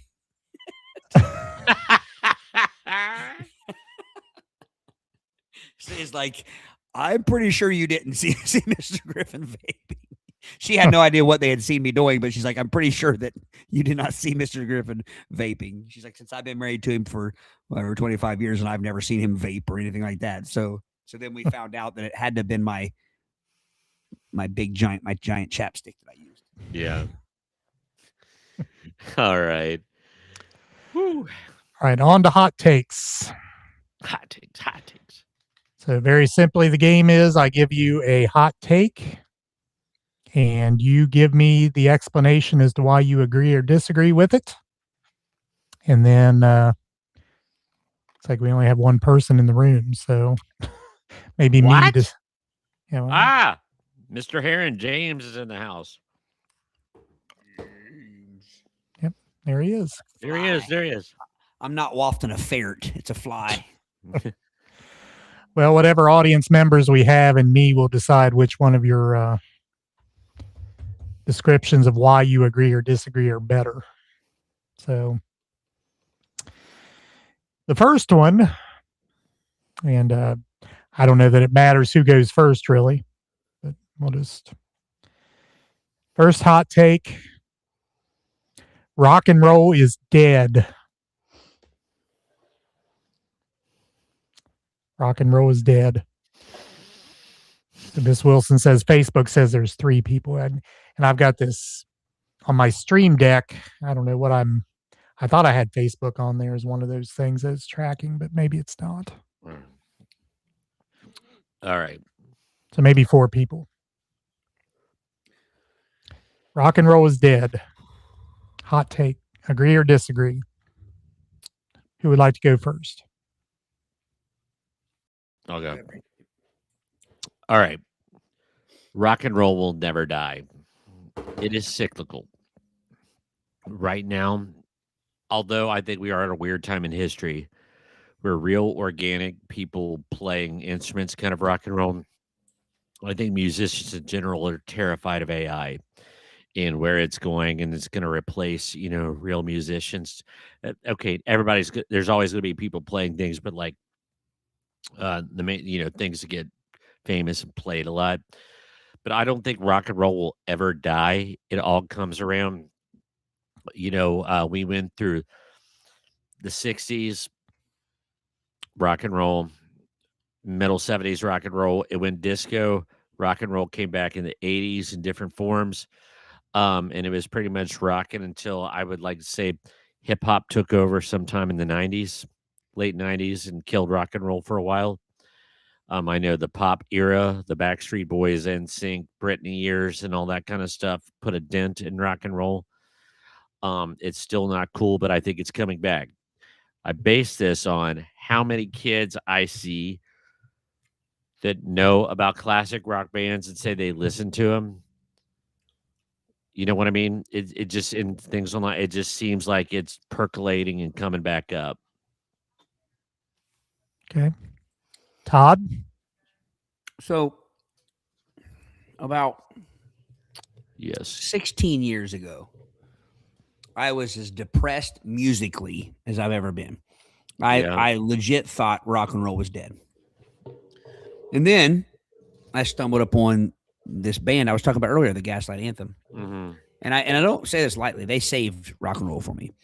And that seems weird because like you guys groomed me into this like classic rock, like you guys brought me up on that stuff. Groomed me is probably the wrong term, so I apologize. Again, you've made things much more salacious than they were. Right. But I'm saying, like I've said it before. You guys, I owe you guys and thank you guys often for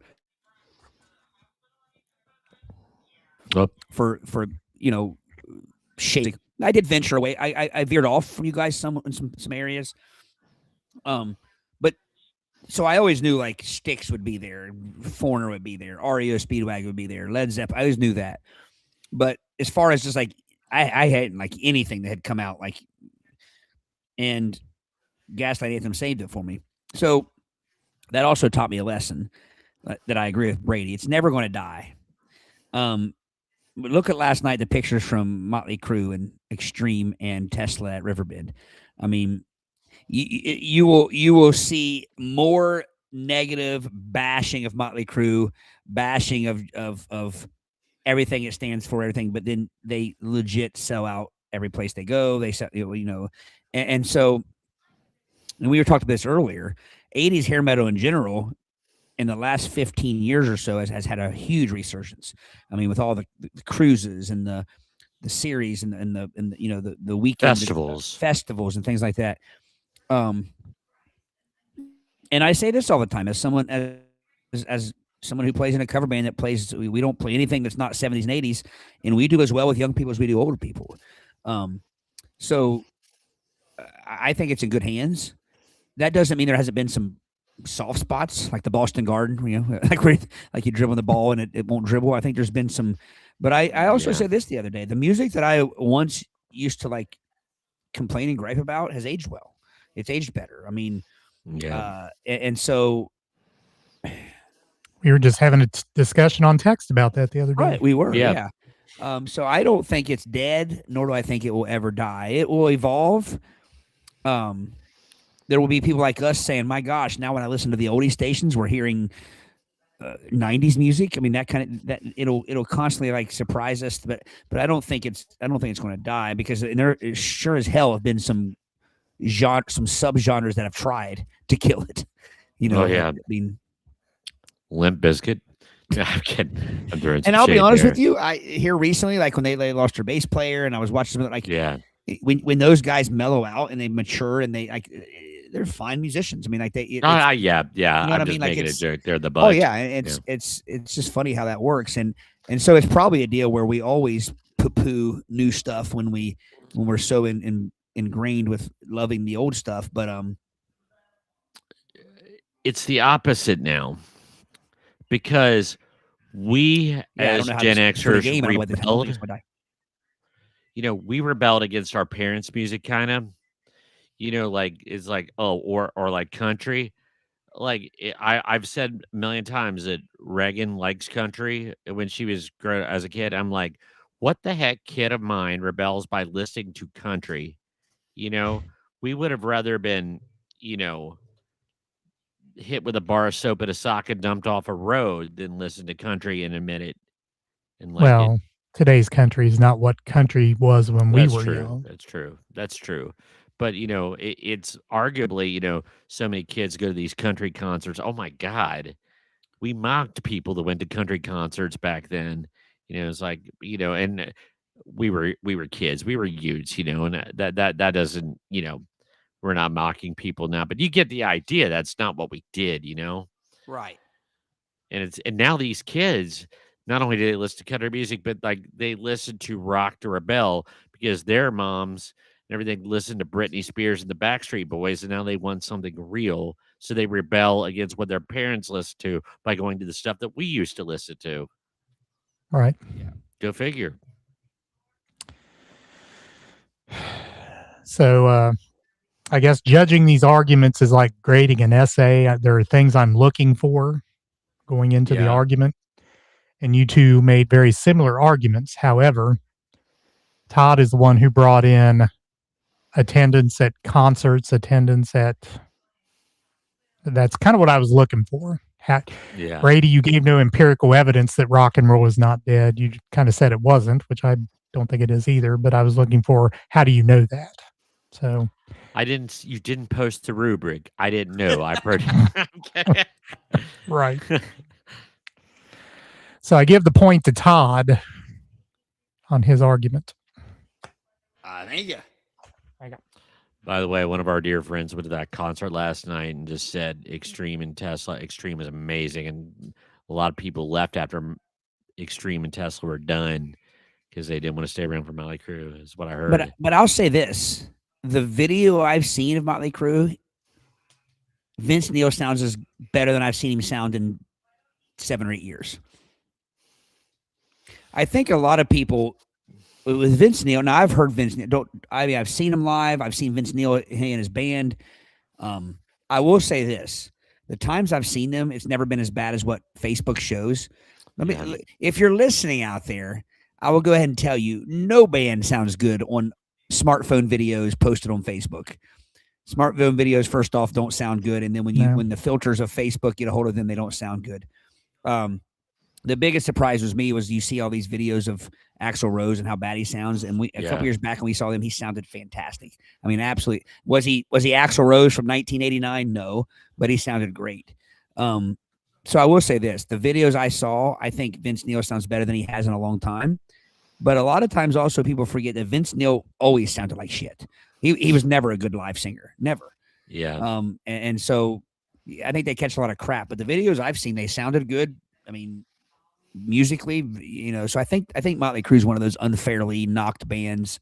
There was a very unflattering video just about 3 weeks ago. Mm-hmm. It was the opening night wherever that was, someplace, and it was just god awful. Yeah. And then there's some accusations that they're using vocal tracks now, and he's lip syncing. But I don't think that's probably true. Yeah, well, that's a whole. Well, if you're using vocal tracks and lip syncing, why would you sound bad? Right. That proves that's another thing you hear. You'll hear people saying that, but any video I've seen of Vince Neil, he's not using vocal tracks. No, yeah. Now the one who usually gets the crap also is I forgot their names. Nikki Sixx. Oh, that is bass. And he's always caught a lot of crap for how he's not a good bassist and he uses bass tracks and stuff like that. But then like everything you'll see, it'll be like, I'm not saying they are or they aren't, but it's always like notice you don't see his hands. So there has to be bass tracks. It's like you people realize that you hit a note and it rings out, don't you? Like there's not you're not always touching the strings, you're not always plucking the strings or whatever. There are times where you hit a note and it rings out. But also Nikki Sixx writes always wrote a lot of their songs. So it's one of those deals where maybe he wasn't the most gifted bass player, but damn good songwriter. Yes, Mr. Heron, I didn't put my objectives on the board. Does that make me skilled rather than accomplished? Thank you very much. You're developing, Eric. You're developing. All right. I know at least one of you will have a strong opinion on this, so this should be a good one. Hot take. I'd rather go on a vacation to the mountains than the beach.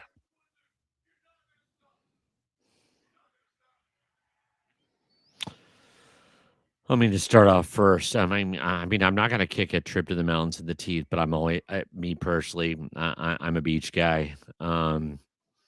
That's even on a cool fall. If I could, I'm not saying I have to be swimming in it, but there's something spiritual about being on the beach and listening and hearing the water and seeing it. So I'm always going to choose the beach. I'm not knocking the mountains, but I'm strongly, I disagree with that one personally.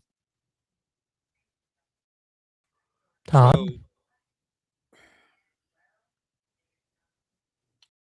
Brady, you say what was it now? You said Brady? Because I was Oh, I said that I disagree that I would rather do a mountain vacation than a beach vacation. Said I don't dislike the mountains, but the beach is my favorite place.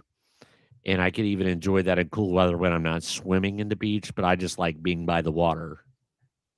All right. Well, you kind of froze up on both on Oh, my okay. end. You froze up on both times there, so I think I put enough together.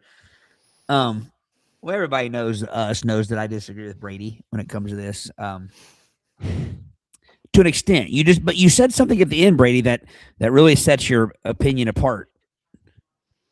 You said you like being near the water.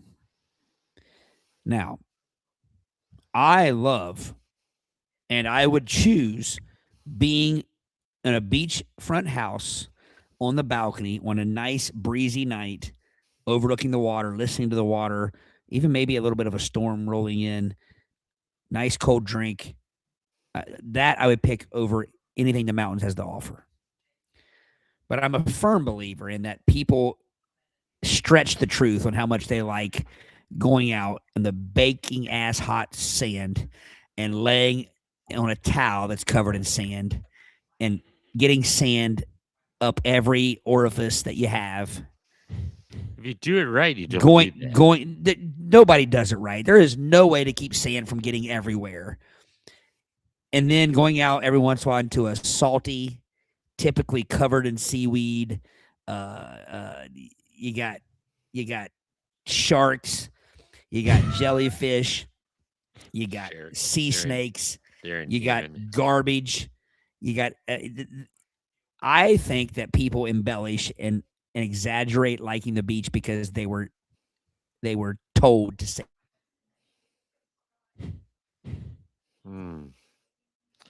That is there. People enjoy. I think people enjoy what Brady just said, being near the water.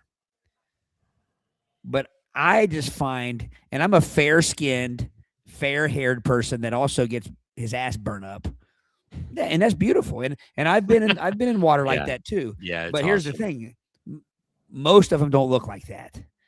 And again, up yonder from that is still that same rickety ass sand that gets in between your toes, in your crotch, burns up everything you got. You got sand fleas. I've never been to the beach. One of my kids didn't get break out on their legs from freaking sand fleas. I don't think I've ever been bitten by a sand flea. That's probably what you had on your leg last week, Brady. You just got back from the beach. It's probably what you had. I mean, it's, like, I don't think they don't like kill you, but it's like you just have a little rash from. I hope not. But I'm just saying, like, there's just. So with that being said, I'm not a mountain person either. Oh, yeah? So I don't know how to answer this. I think that's why I took the last part when you said you just like being near the water. That I can agree with. But I am a firm believer, and much like you said earlier, have you ever lied and said you liked the food just because you didn't want to rock the boat? I think most people say the beach is great because we've been conditioned to think that a vacation from the hell that is Ohio is going and sitting on a hot-ass sandy beach and pretending it's a good time. That's my take. Controversial as it may be. That it is, sort of. Well, Brady, I think you know the way this is going to go. Yeah.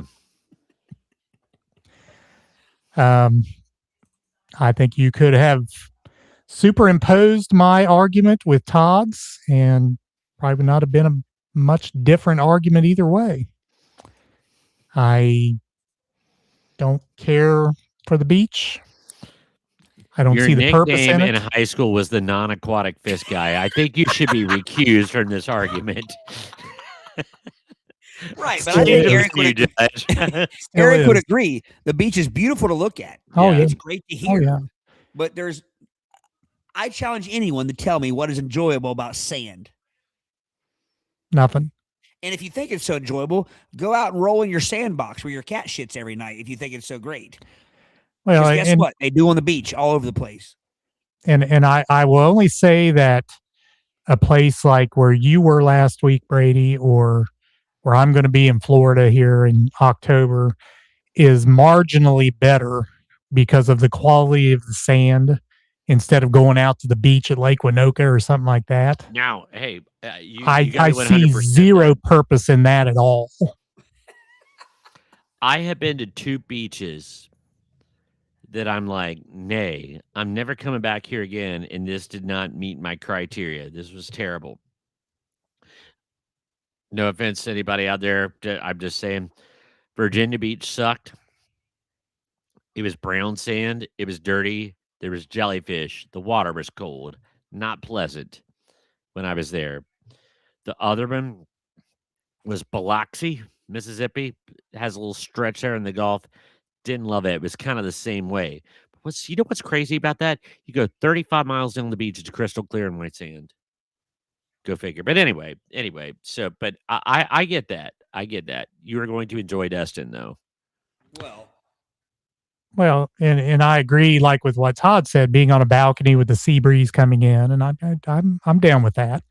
Right, and I think people have a hard time separating that. Like when we went to Mexico, it's been 10 years ago now. Wow, you know.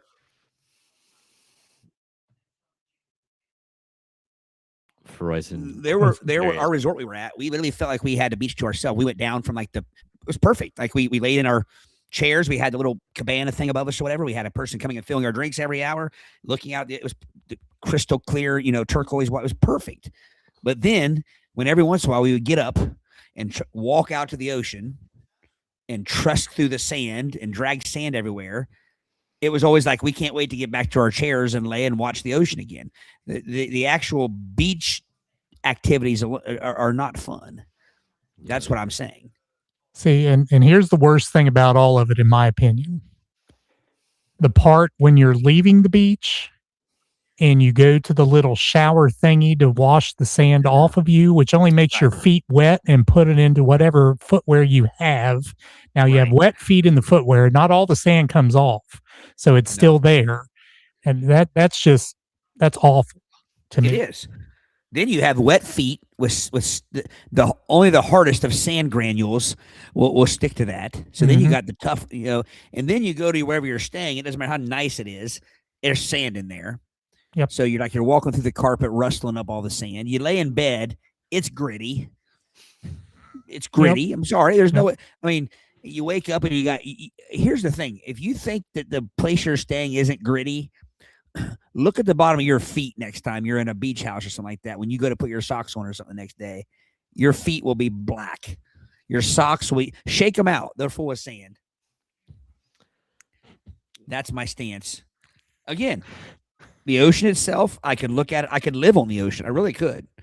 I could live on the ocean and love it. But you want to play Kadima? Play it somewhere else. Don't play it on the beach. Sports on the beach is just as silly. You can't run. You can't jump. You feel like you're going to tear your ACL every time you move or try to cut to the left or right. Hey, sand volleyball at Cincinnati Sands. That's what led to my first knee surgery, man. That's what knocked it loose. Right, Andrew Shue. So I get it. Brady's a beach person. We knew how that was going to work out. But I still think there's a little bit of like, I'm supposed to think the beach is awesome, so therefore I do. Because I don't know that you can debate what we're saying, Eric. It's not fun to lay on a beach towel that's covered in sand. No. It's not fun to be laying. Have you ever tried to read on the beach and all of a sudden somebody walks by and kicks up a mini zephyr of sand to get into your book in your face? Oh, and then you don't look like I never know, do I wear contacts? Because I do. They get ruined because there's get sand in my eyes. If I don't wear contacts, I can't see shit. So yeah, you got to wear your glasses, and you can't look cool in the glasses or on the beach with your glasses on. And something you brought up too. I'm a tenderfoot, so walking on hot sand, not good. Wasn't that what got Chevy Chase shot in Vacation? Hey, tenderfoot. Now what you have to deal with these beaches are these groups of teenagers going out at midnight, 1 o'clock in the morning, whatever the hell they're doing, fighting, whatever. Every night at Myrtle Beach this past year, we stay in a relatively nicer area, and still, like, the police had to break up multiple nights of teenagers going out on the beach and doing fighting. I guess they're fighting. I don't know. You know where you don't have that? The mountains. The mountains. Then it's just only the bears. Are we talking like a cabin in the mountains? Because it's kind of the same thing. I don't want to hike. I don't want to die on the mountain. I don't want to deal with wild animals. But if I can go to a cabin, I'll do it. One of the last times I was at before I had kids, one of the last times I was at one of those Gatlinburg cabins with a few people, pulled into the house, where we've been traveling. So we had fast food bags, they put those in the garbage. Next morning, man, there was claw marks on top of the garbage cans and it had been rummaged through.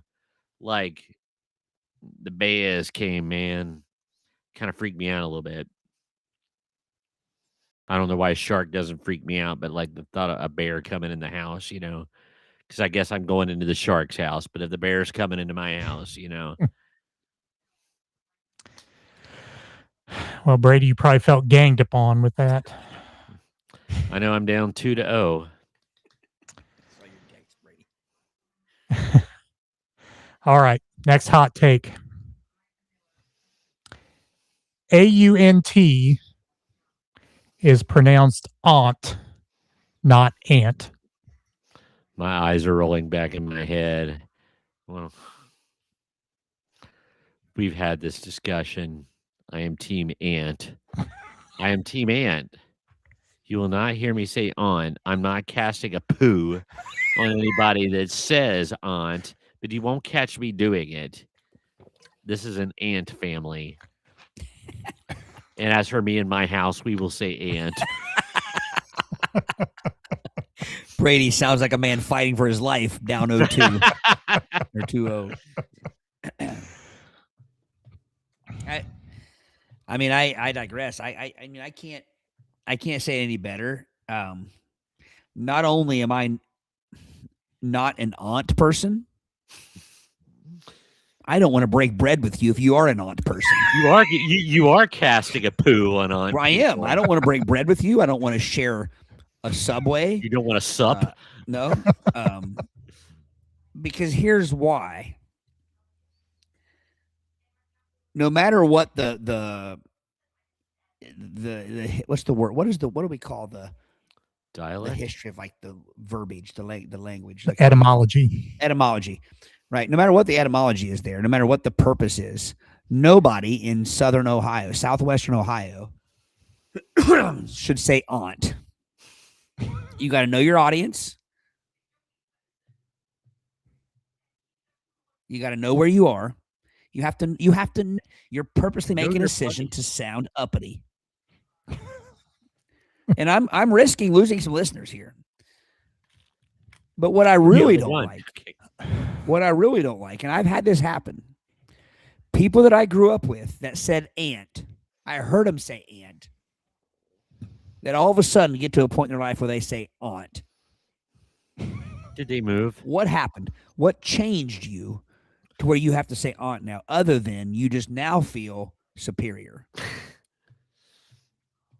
Did they move where they were absorbing that dialect more and they got used to saying I it? mean, I can't remember specific scenarios, but I've heard it, you know. I'm going to tell you something. The people that I put, if you say aunt, you're in the same category that gets your doctorate, even though you're not a medical doctor and you demand to be called doctor. You guys are in the same category. You're in the same boat. All right. Well, again, I will say you two basically gave the same argument. Can I give one amendment? Just a real quick one. It will take 5 seconds. I think 88.31 people will say that. That should satisfy your metrics, Eric. Yeah. I was going to say, since you gave the argument first, I'm giving you the point. I want your charity. I won that. So I'll put another caveat out there. People who say aunt are on the same level as people who are speaking the English that we speak and then all of a sudden come to a Spanish term and then do that little Hispanic dialect thing when they say that word. Like when you say Puerto Rico, you say Puerto Rico. Yeah. Alex Trebek was terrible at that. Oh my gosh. I love Trebek. Don't get me wrong. Yeah. I'd rather have Trebek than that Ken Jennings. But little snaky dude that took his place. Have you seen that clip where some guy was ranting about? It's like, guys, I'm a sportscaster. I'm not going to do that. So, like, if there's a boxing match on and the guys are miling them, and he was knocked out by Charlie O'Reilly, like Right. that. Right. It's only the Hispanic things. No one else does the dialect with any other thing. That's true. And I'm going to be honest I with you. feel silly doing it. Well, not only that, but I actually think it's an insult. Yeah. I think it's kind of insulting. Like, you don't speak that way any other time. Now you're going to try to mimic. Yeah, people, knock that off. There's that respect that you're trying to give them by trying to be, but I think there's a point where that stops. Like, well, you know what I mean? Where it feels too, you know what I mean? Right. I mean, but just imagine someone who spoke Spanish or whatever, and they're talking to you, and all of a sudden they're like, they mimicked you somehow. You wouldn't be like, oh, that's flattering. They're paying homage. They're being respectful. No, they're mocking me, and I kind of the same way. And Ms. Wilson says it could be a cultural thing. That could be too. Right. And absolutely. And that's why I say you will not hear me cast a poo on aunt people if they come from aunt areas. Absolutely. If it's a cultural thing. Right. If it's a cultural thing, I have no issue. But if it's not, don't, because here's the deal. If it's not, you're saying it to make yourself sound more important. It's pretentious. Yeah, I agree. Here's the deal. We just don't care tonight, folks. We're throwing down all the gauntlets. Hope you're seatbelted in. It's a hot hope everybody take. understands that our angst is halfway embellished here on this show. I don't sit around being pissed off at these people. Although some of them I do. People that like beaches so much I do. I think they're weird. Sorry, Brady. No offense. Now, if you're digging your toes into the sand and saying aunt, then I really have a problem with you. All right, 2-1. Next hot take. I would rather know when I die than how I die.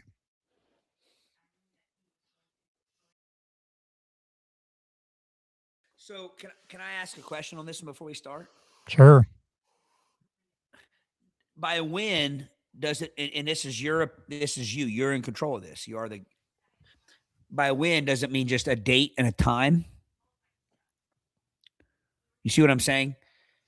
Like if September 25th, 2077. But if when includes evidence of how, then that's where I'm getting off.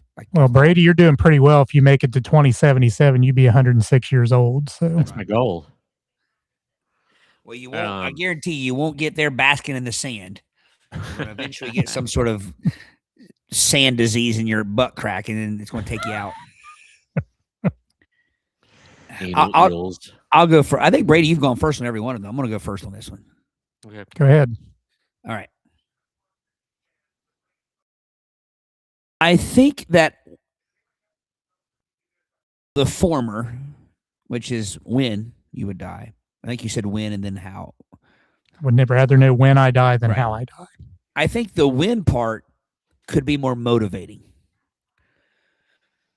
And what I mean by that is, let's say whatever the date you get, if you open your fortune cookie and it says on November 19th, 2029, you're going to die.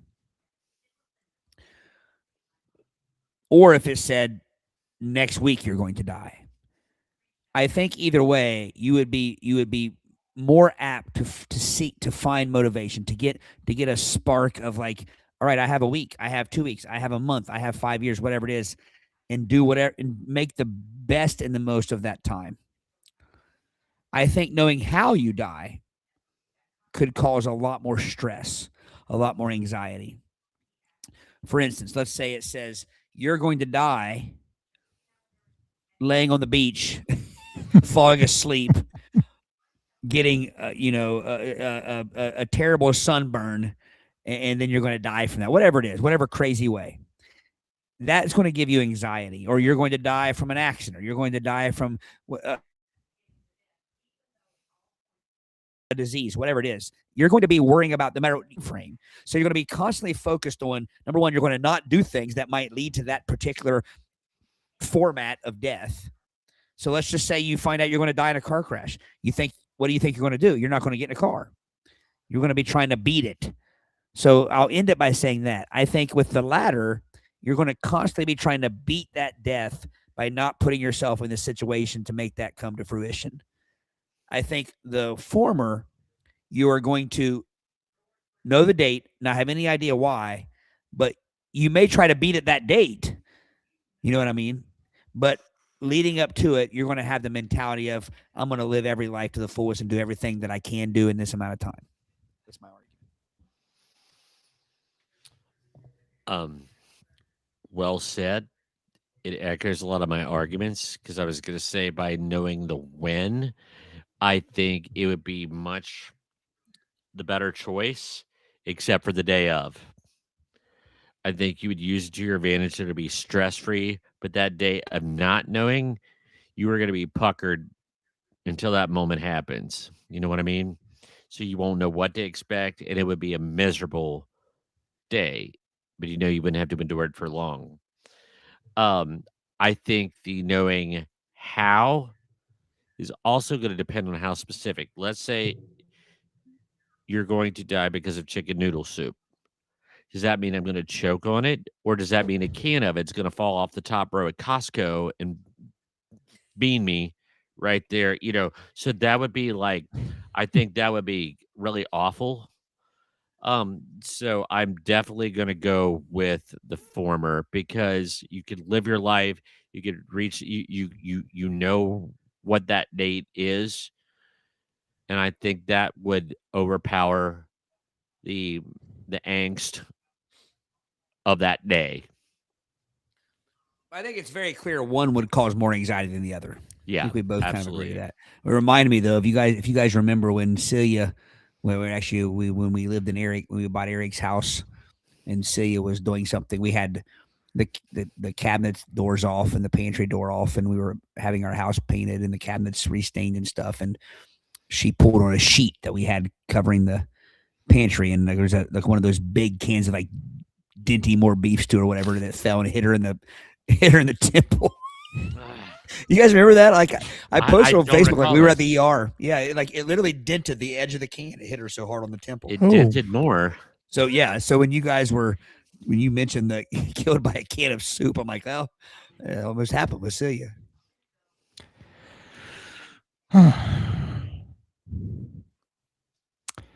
So when could be a date, or it could be you're going to die when you're 73.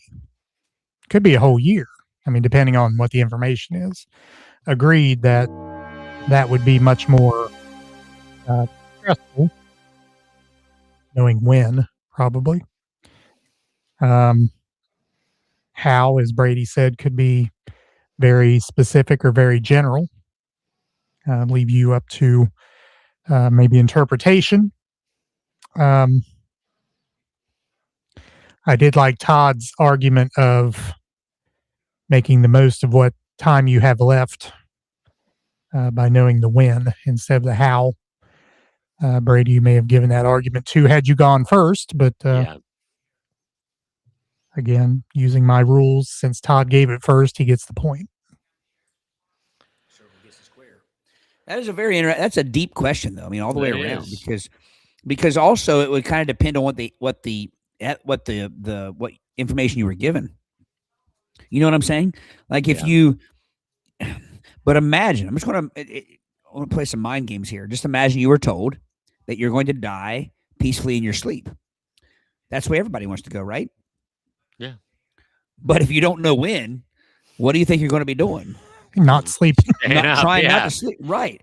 Which in turn is going to speed up your death date. I mean, so it's it's kind of like the whole Nightmare on Elm Street, like the original one. I mean, You know, when you know Freddy can only get you in your sleep, then that's what you're going to try to fight is sleep. Yeah. Miss Very well. Wilson, if Yes. you know Was how, talking you- about the monkey's paw a few weeks ago, Miss Wilson. yep. Nice. All do you right. agree, Miss Wilson, that you would rather know when over how? Is that your agreement right there? Anyway, we can move on. I just wanted to ask. I assume Miss Wilson is saying that she agrees that it would be less stress knowing when than how. But what I was also trying to say, and I just didn't do a good job of arguing it, and is information could give you both. You see what I'm saying? Like if it says, for instance, I don't know, who can think of an example? Like if the when also gives you clues about the how. I'm trying to think of a scenario where that would. In my head, I can, but I can't think of an example. Yeah. It could be just the place. Right. Yeah. You know, you're going to die at a parade on the 4th of July. You may not know exactly how, but you have a when and you have a place. You froze there. You froze there. What was the when you used? A parade on the 4th of July. Right. Probably the rat got mad on the game and jumped off the wheel and bit you, and you got the typhoid or something. Or the damn hillbillies run you over with their squeaking ass squeak cars. Could be any of those things. Right. Yeah. But I just thought of one. So like you're going to die at your retirement party. So like that's not a really good example. Then I work forever. I never retire. Right. I was trying to think of like I still haven't thought of a good one yet where the when could give you the how or the how could give you the when. Yeah. There has to be a scenario there. If it's 9:10 at night and I worked all day, so I don't have enough brain power to think of examples. But Or if they're really cool, whatever. Or the dispenser of this information says you will die the way you die on the day you die. Like, well, thank you. And that leaving hanging, that would just be foreboding. It would be aggravating, but foreboding. Or you will die when the Reds play in the World Series. So you may never die. Maybe immortal. It will have downloaded my conscience into a cell phone by then. Right. I mean, Odysseus is told that he will die at sea, but he'll die a very old man. So it's one of those deals where he's already at sea. So at that point, it's playing mind games because he's trying to get home to his family. So does that mean that he's never going to get home to his family and he's going to be on this at sea for however many years until he's an old man?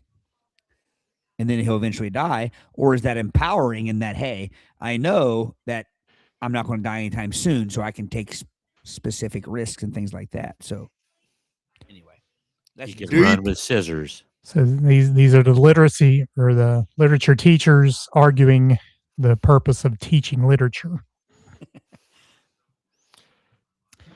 Or it could be that occurrence at Owl Creek Bridge that Yeah. I'm sucking up now. Miss Wilson. All right. Next hot take. This should be an interesting argument, considering the difference in you two and when you experience this. I'm looking forward to the arguments here. Hot take. College is the best time of your life. This is easy for me. May I start? Go ahead. One of the biggest lies perpetrated on me in the 80s, in the movies and everything, is that college was going to be. I didn't particularly have I did not have a great time at college. I was so glad it was over. It was stressful. I never got to. Now, I'm not saying I didn't have a good time sometimes, but dang, I was glad it was over. I did not enjoy it as the best years of my life. Certainly not like the movies portrayed I would, you know? So I really felt let down because, man, it's like, you're led to believe all these, things were going to happen and nothing salacious. Like, you you were going to develop into this person and do this, and all these things were going to happen. Fun thing, and that just wasn't. That was not the bill of goods I was sold. Of course, I'm glad I went to college, but it was a lot of work. A lot of it wasn't fun. Some of it was a downright drag.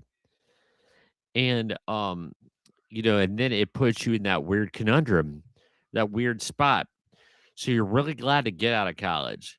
But then when you get out into the real world, especially at first, when you're like, maybe still at home, getting your first job, that all of a sudden you go from being around people that are your age all the time to not that at all. Like that experience is done. So you didn't like it, but yet there's some things you miss about it, even though it wasn't great. So, no, absolutely not. College was not the best years of my life. Nope. Todd? That's interesting because, like Eric said, we definitely have two complete different stories about college. I have a few different opinions on this. I'll try to keep them as concise as possible. But so I obviously was a non-traditional college student. And I'm not talking about the few times I started going to college and dropped out. I'm talking about when I finally went and stayed. And I remember, and I know I've said this on here before. I remember one night I'm leaving a class. I graduated from NKU in December of 2012. So that means Riley would have been 5 years old. Ethan would have been about 7. And I distinctly remember leaving, like I had night classes and at times. And I remember and I will say, like, I had friends there. I had classmates and stuff that very much were like accepting me.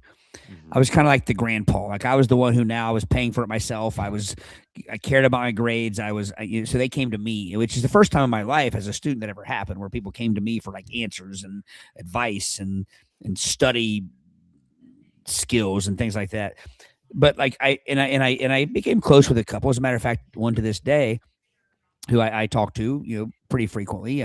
She's actually gotten out of the classroom and she has started her own school, which is fantastic. I mean, like it's really awesome. The whole story is, but I will say this: like there were times where I left, and I remember one night distinctly. I'm leaving a class, and I'm walking to my car, and I look over and I see like a giant movie screen. And I hear like music and the screen, and like it's like you can tell they're like grilling out and they're roasting marshmallows or something. And I'm walking to my car talking to Celia. Oh, we're frozen. About like the kids are driving her nuts, and I'll be home soon. I'm missing out on that college life right there. You know what I mean? Like, and don't get me wrong, Celia would have had no problem with me going over and what, but I'm 34 years old at the time. There's, what I'm saying? So I'm not going to do that. So it's hard for me to really say whether that was the best time. That would have been the best time of my life. It wasn't the best time of my life because of when I went back. What was one of the best things in my life was my kids seeing me do that, and my kids seeing me graduate, and my kids seeing that, like, okay, there's no too late for anything. That whole thematic part of like it's never too late, that kind of thing. But there's also something else, and I don't mean to get mushy on you guys, but like you hear these people and you see these people, it seems like even more than high school, that the people that go to college at the traditional age, and they really, really buy into the whole college scene and the whatever it is that they enjoy, whether it's partying, whether it's frats, whether it's sports, whatever it is that they make these friends for life. And there's this bond that I've always been a little bit envious of with these people that went to college and stuff. But then I think, had I gone to college at the traditional time, a university, gone away, that whole experience, then I probably wouldn't be near as close to the people that I consider my best friends, who are you guys. You see what I'm saying? Like, and so like, I don't think that I missed out on the time of my life, because when I look at the the deduction of what would I not, I don't know, but I can't imagine, had I gone to college at 20 years old or 19 or 18 and went through the whole 4-year thing or even 6 years or whatever, I can't imagine that we would have, we probably wouldn't be as close as we are now. So that's, you know what I'm saying? So Yeah. I don't think, and my son, it's kind of the same way. Like he started the traditional, like, and never really bought it. He doesn't have like these college buddies that he'll have for life. So I used to be envious of that until I realized that, wow, like you only have so much time and room in your space in your life for great friends.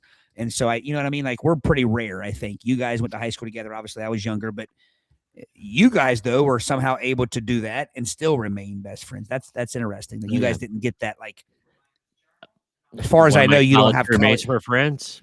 Yeah. You know, I haven't talked to about that just because life happens, but there's nobody I talk to, daily, Right. Right. And I think, but would you guys say that you guys are rare when it comes to that? Like that you guys, since you both did the traditional college route, it's pretty rare that you guys, nobody took each other's place in your hierarchy of friendships. No. No. I mean, I think I'm like you two. I don't have anyone from my college years that I talk to.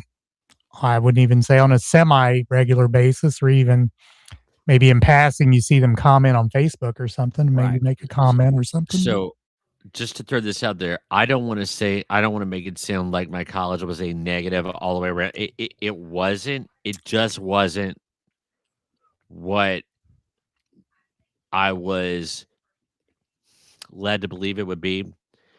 It grew me up my 2 years at Ohio State before I mean, those experiences, didn't love going to school there, but it exposed me to a lot of things. It kind of like, make me who I am today. And then going to Moorhead and finding my niche there and being much happier. But and there's things but it I never did love it. You know what I mean? Mm-hmm. And so again, on to me to try to judge this whole thing between your two arguments. I really liked Brady's point about a bill of goods being sold, because that's exactly what I felt about it. You think you're, and it was probably the movies, like you said, putting on this, whatever aspect of what they said college was like, and it really was not like that for me. I mean, Brady, you lived on campus your whole time. I became a commuter after 1 year. So, and that's how much I felt about the college experience on campus. I left it. I mean, I had my time at NKU, and I worked at the student radio station, had good friends there at the time, and I don't regret anything about it, but it certainly was not what it was portrayed in, and I wonder how many people say that. Yeah. Well, and I don't mean to interject. I don't want to cut into your decision here. And this isn't to try to, I'm not trying to persuade anything here, but then you take somebody like my daughter, who literally could hardly wait all summer to get back to the dorm, get back to her friends. But I also think there's something different there. Like, and I don't talk a lot about this. I mean, obviously I share my kids' conquests in there, although Ethan doesn't want me to. So if you ever wonder why I don't share much about Ethan, he asked me not to. He doesn't want me to post about him and stuff. And not that Riley asked me to, but she just doesn't tell me not to. But like, let's look at stereotypes here. None of us, I don't think, fell into any kind of stereotype. You know what I'm saying? Like, we didn't play college sports. We didn't have like the clubs that we belonged to. We weren't frat people, things like that. Riley's a theater kid. And I'm sorry, if you live in Southwest Ohio and you're a theater kid, no matter what high school you're at, you're probably going to feel a little bit. She's found her peeps. She found her people. So it's a whole different story. So if this were 20 years from now and Riley was on this podcast, she would probably say yes, that her college experience was the best time of her life. You know what I'm saying? Yeah. Like it's Yeah. to You where ready we for a never total hypocritical statement on my part? If I was the way I was today and I started college like the way I am now, but I could get back in the time machine and go, I think I would like it better because a lot of that fear and anxiety of the unknown would be gone. right. And I might like it better, but still I never once, and I was going to bring up Riley. I said, I bet Riley on a Sunday night is ready to go back, and she's got her, and she's, ready to go back. Not but because of you, because what is there. Right. Never once did I like, I'm ready to go back because of Yeah. what is there. I'm going there as a means to an end. Yeah. Yep. Right. But like Miss Wilson chimed in there. She says, I don't think the majority of people think college was the best time of your life, but that high school was the best time of your life. Now, I will say there's something to be said about that. Yeah. I look at attendance now from kids at school, and I think back, I hated missing school when I was in high school. Hated it. And I remember for at least 2 years after high school, I was depressed. I wanted to be, so I will say I think high school could seem more like the time of your life than over college. Well, but see, and the thing is, I don't know that. And I think about this all the time. The kids that leave like at noon, they're missing out on Right. the experience there. I might get myself in trouble, but I'm against it. I'm against it. Yeah. And now we have 7th and 8th graders taking college classes. I'm There's against plenty it. of time for that. Right. And I'm going to give you an example, and I'm not going to mention any names, but a good friend of we were having lunch, and of ours, a good friend of ours, one of their kids had just graduated, and they were talking about whatever, like plans, things like that. And they told them that they felt so far behind, or like they felt like they were just starting off behind. And I blame the whole taking college classes things. I'm sorry, but you just graduated high school. You're not behind. And how sad it is that a recent high school graduate feels that way. Feels like at 18 years old, graduating in May, here in August, September, that they're behind. And that's what we've done. We've created that. On top of that, we have empty classrooms and buildings. I mean, we have half empty parking lots. I don't know what we're doing. I mean, it's sad. And I'm not knocking anybody. I mean, both my kids, they took college classes in high school, although not in junior high, not in 7th and 8th grade. Matter of fact, neither one of mine started until their like junior year. That was kind of our own rule in the house.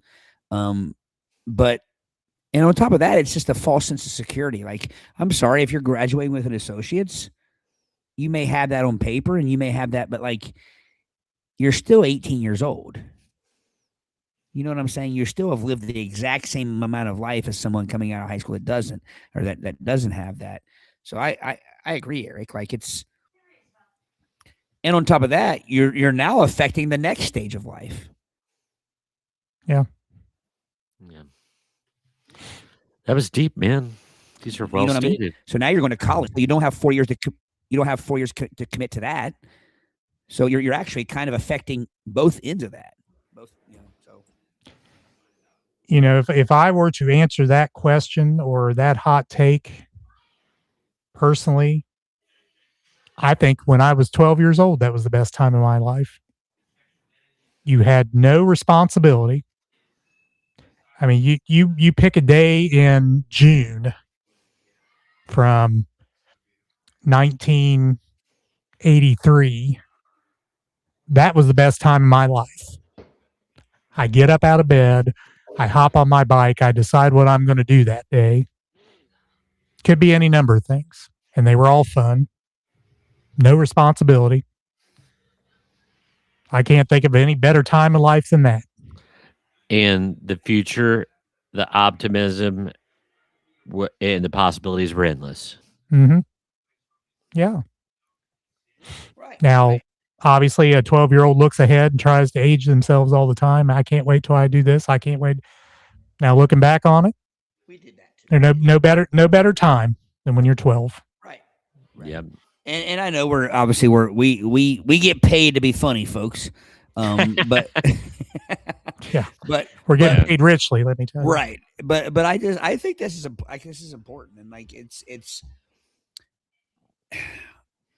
and for myself personally, I mean, you guys, Aaron, you guys both have kids now that have dipped their toe in college, like as far as in different ways, and having one who, I mean, I think if Ethan were being honest, he would say that same as what Brady says, same as what I'm saying, like, it's kind of like a means to an end, like that kind of thing. Where Riley again is getting a whole different experience. Mhm. Now, again, there's also a difference between. I don't care how much you like math, how much you like science, how much you want to be a teacher, how much you want to be a doctor. It's a little different in Riley's case because she's getting to live her dream in college. I mean, she's getting to audition, rehearse, perform, dance, sing, act. Now, don't get me wrong, she still has to take gen ed classes and math and science. And so it's not, but I'm just saying, like, there's a difference also. Like, I don't think anybody loves their preferred degree as much as somebody in the arts loves their degree. Do you know what I mean? Like, Yeah. or loves their program, not degree, program. I mean, I wanted to be a teacher, and I liked the teaching program, but it wasn't like it was like, oh my gosh, this is the most amazing thing ever. I mean, it was still school. It was still Quite the classes. opposite. Right. Well, I mean, there are not many things that you get a degree in that are in your heart and soul, and I think that's kind of the way it is with the arts. Right. I want to respond to Miss Wilson, where she said, "Do we really want the goods of Animal House or Revenge of the Nerds?" No, that's exaggerated. But you know what would have been cool? Real Genius. Yes. Agreed. I would have done that. Yes. Well, So- it's funny, Miss Wilson, because I literally just I was looking at my Facebook memories, and whatever it was 2 years ago, whenever Ethan was moving into college, the first time, I put. Let me see if it was today's memory. I made a post, and it says, it might have been yesterday. I think it was yesterday, but whatever it was the day we were moving Ethan into college, the first year, and it said I put a clip from Revenge of the Nerds, and it said everything I learned about, or everything I know about moving into college, I learned from Revenge of the Nerds. And that's like when I was driving that day to move him in. That's what I had in my head. I had an image of us carrying like a big awkward like a big old crate or chest chest across campus. And being shouted out by a boogers there, like yeah. I just had all this everything from that movie, like a basketball like landing into a just big kettle of slop and splashing on somebody. People having to sleep in the gym, making makeshift dorms. Yeah. That's what I thought it was. Yeah. And I would be interested to hear how my son would answer this question, because I think his probably best friend ever was his college roommate all 4, or shouldn't say 4 years, 5 years he was there. So yeah, he may have a different answer with that too. But so you said his best friend is from college? Yeah. Yeah, and that happens a lot. I mean, and like I said, I have no doubt, had I gone to college at the traditional age, then I probably would have, like, you know what I mean? Like, but I think of it's the what do they call that in business? Like, it's not just the lost money. It's the, what do they call it? Opportunity cost. Opportunity cost. I think of that as well. But I'm in a weird position also, because the people that were my age that I went to school with, I don't talk to any of those. I just talk to you old guys. Like it's interesting, because I don't have that college friend group. I don't have the group that I grew up with. I have the group that I met when I was in high school that were older than me. So ladies That and group- gentlemen, you can. Yeah, there you go again. There you go. Yeah. You can thank Todd's choice of being a non-traditional student for the fact that the Play It By Ear podcast exists. Probably. No, not that at all. But yeah, it's well. But it also some of my biggest annoyances. I think I've told you guys this before. The people that went to college 30 years ago and they still wear their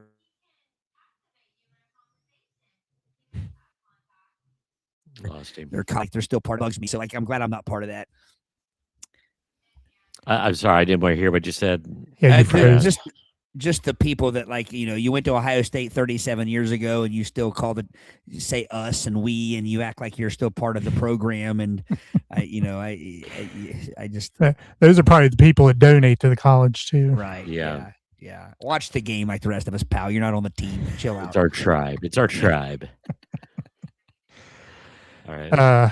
So again, I have to judge these arguments, which is very difficult, to be honest. But again, I go back to Brady's bill of goods argument, which is exactly how I feel about it, and I'll give him the point. So 3-2. Look at James. James with the hot take. Well, and yeah, I wanted to address that too. Yes, that could be part of it. But I also think part of it is a Robin Hood, I'm going to rob Peter to pay Paul sort of thing. If we send enough high school kids to college, we can take money from the public school districts and send it to the college, and we don't have to fund them. So I think that's part of it too. I think it's all part of it. All right. I remember this game now. This game is not about who wins or who loses. It's about the depth of conversation that we can spark. We always say we almost like we should just have a hot takes topic one night. I just draw cards out. Right. Absolutely. And we don't only aim to make you laugh. We aim to make you think. We aim to we want you to feel your innards. Get in the feels. All right. Next hot take. I sent you guys a text, by the way. What? Expiration dates on food are more of a suggestion than a rule.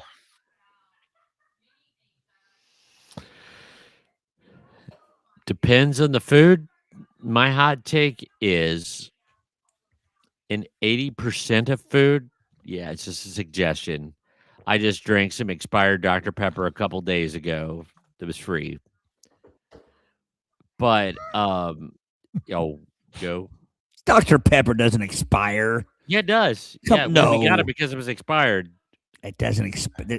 What's in there that's going to hurt you that won't hurt you? I don't know, but I am going to tell you, it does not taste quite as. It is very, very similar. It almost okay. So when Dusty? you open it, it doesn't quite as well. It flattens out quite as well. Yeah, it flattens out quicker after you open it, but it still tastes pretty good. But you can definitely tell a difference. Now, about a jar of queso that has expired. You open it up, and it's basically crawling out of the jar. It depends on what it is, but I would say 80% of the time it's a suggestion. Is it an expired Little Debbie? Sure. Is it an expired soda? Good. Expired bag of Munchos? Fine. But then you got to be careful. The meats and things like that. So I think 80% of the time it's a suggestion, and I'm comfortable with that as long as I have the discernment or as long as I have the discretion to say I ain't going to eat that. But most of the time it's a suggestion. All right. Todd. Well, before I give my answer, I want to say that any carbonated beverage doesn't go bad in the sense that it's going to kill you or make you sick or No. give you the big D. If it loses a little carbonation, okay. I'm talking about foods that you eat them before they expire. They're fine. You eat them after they expire. You're up all night. You know what I mean? Visiting the porcelain the porcelain throne. Porcelain idol or whatever it is. Yeah. So I'm going to say that I don't mess with it. I don't take it as a suggestion. Here's the deal. You guys, as teachers and admins and everything else that you guys have been, you know what you're doing. And none of us like to be questioned. That doesn't mean that we're always right. It doesn't mean that questions don't lead to us becoming better. But no one likes to be questioned when they know what they're doing. The people that are in charge of putting those dates on there are paid to do that. They know what they're doing. They do it because it's turned out bad in the past for somebody to ignore it. Or otherwise, they wouldn't have to put dates on there. People would just eat it until it stunk and they would stop eating it.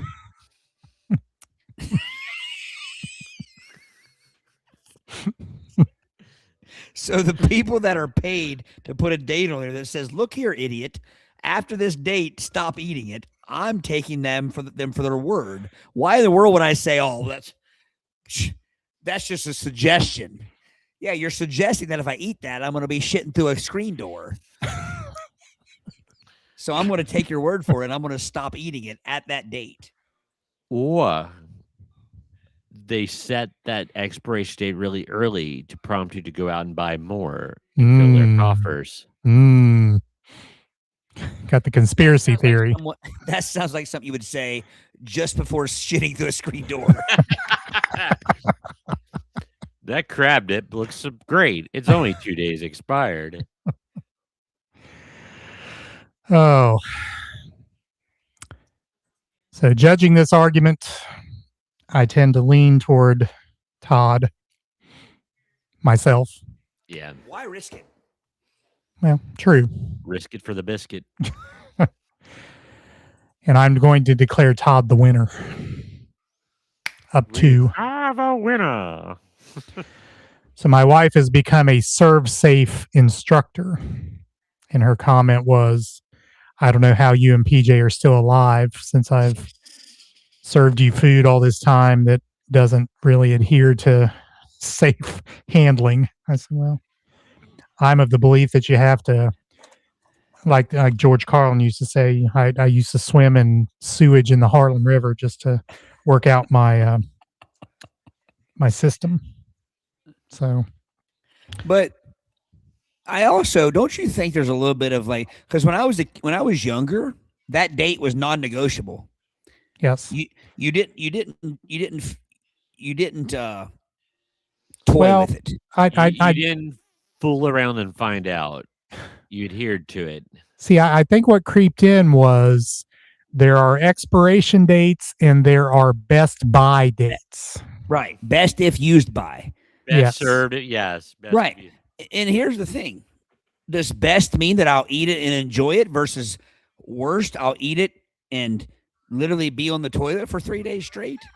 Like, I might not die, but the best scenario is I'm not on the toilet for 3 days straight.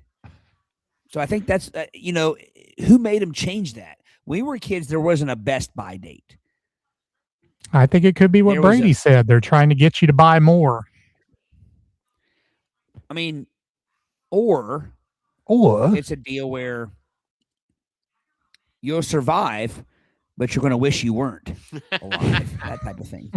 You know what I mean? Like they maybe have had to have, but here's the deal. They can write what they want on it. I'm going to treat it the same. Now, here's what bugs me. My mom and my wife, this is what their go-to is. I don't want to say this is a female thing, but it's just it just so happens my mom and my wife both do this. Hey, this milk expired 3 days ago. Some yesterday. Well, you know what could have happened between yesterday and today? It could have gone bad. Because there is a time where it goes from good to bad. It's not a gradual, like it's not like It on happens. Tuesday it's kind of bad. Wednesday it's a little more bad. It goes from safe to unsafe like that. So I don't care if you had it in your coffee 3 days ago. I'm having it in a bowl of cereal now, and it tastes like swamp ass. Like And it's probably going to give me the same. know it's not good. There's a cut. You know, have you guys ever been told that? Like, I just had some the other day. It's fine. Yeah. It looks fine to I wanna wait me. you- I want to wait you out. I want to see if you live to the end of the week before I go in there and eat that. Tell me it's fine. You had it 2 days ago. That's a good one, Miss Wilson. Miss Wilson, anything involving a can of tuna, I want no Right. part of. But my mom and my wife would be like, "Oh, I just had some of that tuna 2 days ago. It's fine." How do you know the last bite you had of tuna was the very last hour that it was good, and after that it was bad? I honestly couldn't tell you if tuna were expired or unexpired. I'm sure it's as noxious as it is either way. It's all low tide in a can. I just can't imagine that I'm the only one. I remember being so frustrated at my mom, and in hindsight, I mean, obviously I love my mom, but I'm like, that answer is not suffice. You having it a couple days ago is not suffice. It could have a lot can happen in 2 days. First off- that would be like seeing fresh roadkill and saying, "Well, I didn't smell it 3 days ago." A lot Right. happens. Thank you, Ethan. He did. I hate the I ate some yesterday argument. Exactly. You ate that milk, drank that milk yesterday. It was literally Good for 37 you. minutes from curling, and the next day it's going to have cottage cheese floating in it. Tell me you had some yesterday. I told you. Speaking of college, that's when I got like that's what did me in for like chocolate milk pretty much altogether. Is in Moorhead. I was there for breakfast. And I got a carton of chocolate milk. Tipped it back, and it didn't. It went plop on my tongue. God. And I don't know. You tell me it's fine. You had some yesterday, yet you've been in that bathroom 4 or 5 times in the last 24 hours. The fan's going nonstop in there. The lights are flickering. I mean, It something's was going fine on. yesterday. Now it's rushing to get out. And there is no worse smell than curdled milk. I don't know about so that. what Ethan's talking about here is my mom. So I'm telling you, she hasn't changed. Found some vanilla wafers in Grandma's cabinet from 2016. They're fine. Ethan, what she probably has toilet paper from 1999 because she had so much of it for the Y2K that we had enough toilet paper to last forever. So I'm sure you're wiping with 27-year-old toilet paper when you're there, but it's fine. I'm guessing there's no expiration date on that. Probably not. Yeah, that's why I don't. I mean, I'll be honest with you. I've tasted something that tasted okay, but if that date says it's old, I won't eat it. Have it. I know I've gotten bad food before. There's been things that I know that was very disagreeable, and not because of any condition, but because the food was not good. But I can't exactly pinpoint which one. I can't point to a time where I think I ate something bad and I was like, "Yeah, that was awful." So No, I like to think it's my instinct. Again, I don't toy with it. I mean, if it's survival instincts. knock on wood, evolved. I've never had food poisoning. I've never. I mean, but do you I notice thought I this? did, but it was a gallbladder attack. Have so. you guys ever done this before with spouses or moms or whatever? Like you want them to smell it and tell you if it's good, and they do, and they tell you it's good, and then you're like, okay, why did I just have them smell it? You're not going to eat it. Skip the step, Oh, man. All right. Yeah, like I said, we just need to take a topic. Sorry, I didn't mean to talk over you there. Oh, that's right. So we need to take a topic one night and just pull out cards and just talk about them Right. without scoring it. Do you guys remember when you first got your microwave, your first ever microwave? Oh, yeah.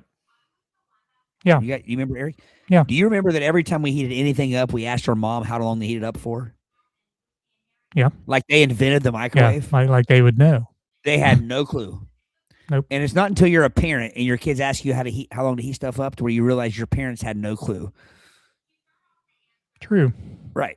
That could be a whole topic too. Like how many things as parents we realize now when we're asked that our parents we thought they knew everything. So if my mom said 1 minute, I heat it up for a minute. I could have died from not heating food enough or whatever, but I took her for her word. Well, fake it till you make it has been a thing for a long time. Right. You know what I tell my kids? Call grandma. All right. Good topic. Good topic. Good topic. Good topic. And once again, find us on social media, Facebook, X, and Instagrams. Listen and watch YouTube, Spotify, Apple Podcasts, Twitch, and iHeartRadio and the iHeartRadio app. We'll be, guess we'll be on 213 next week sometime. We'll determine what day that is. The schedule's getting away, but I think we should be okay. We'll let you know. Put something out there. Anything else for the good of the order, gentlemen? Schmettlemen? All good. All good. Good. All right. Somebody take us out.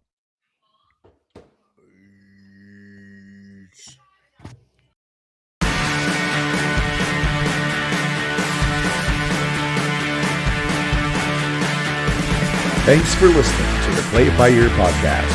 You can follow us on Facebook, Twitter at Play It By Ear Pod 2, and our website at anchor.fm/Play It By Ear podcast. Thanks again, and join us next time as we play it by ear.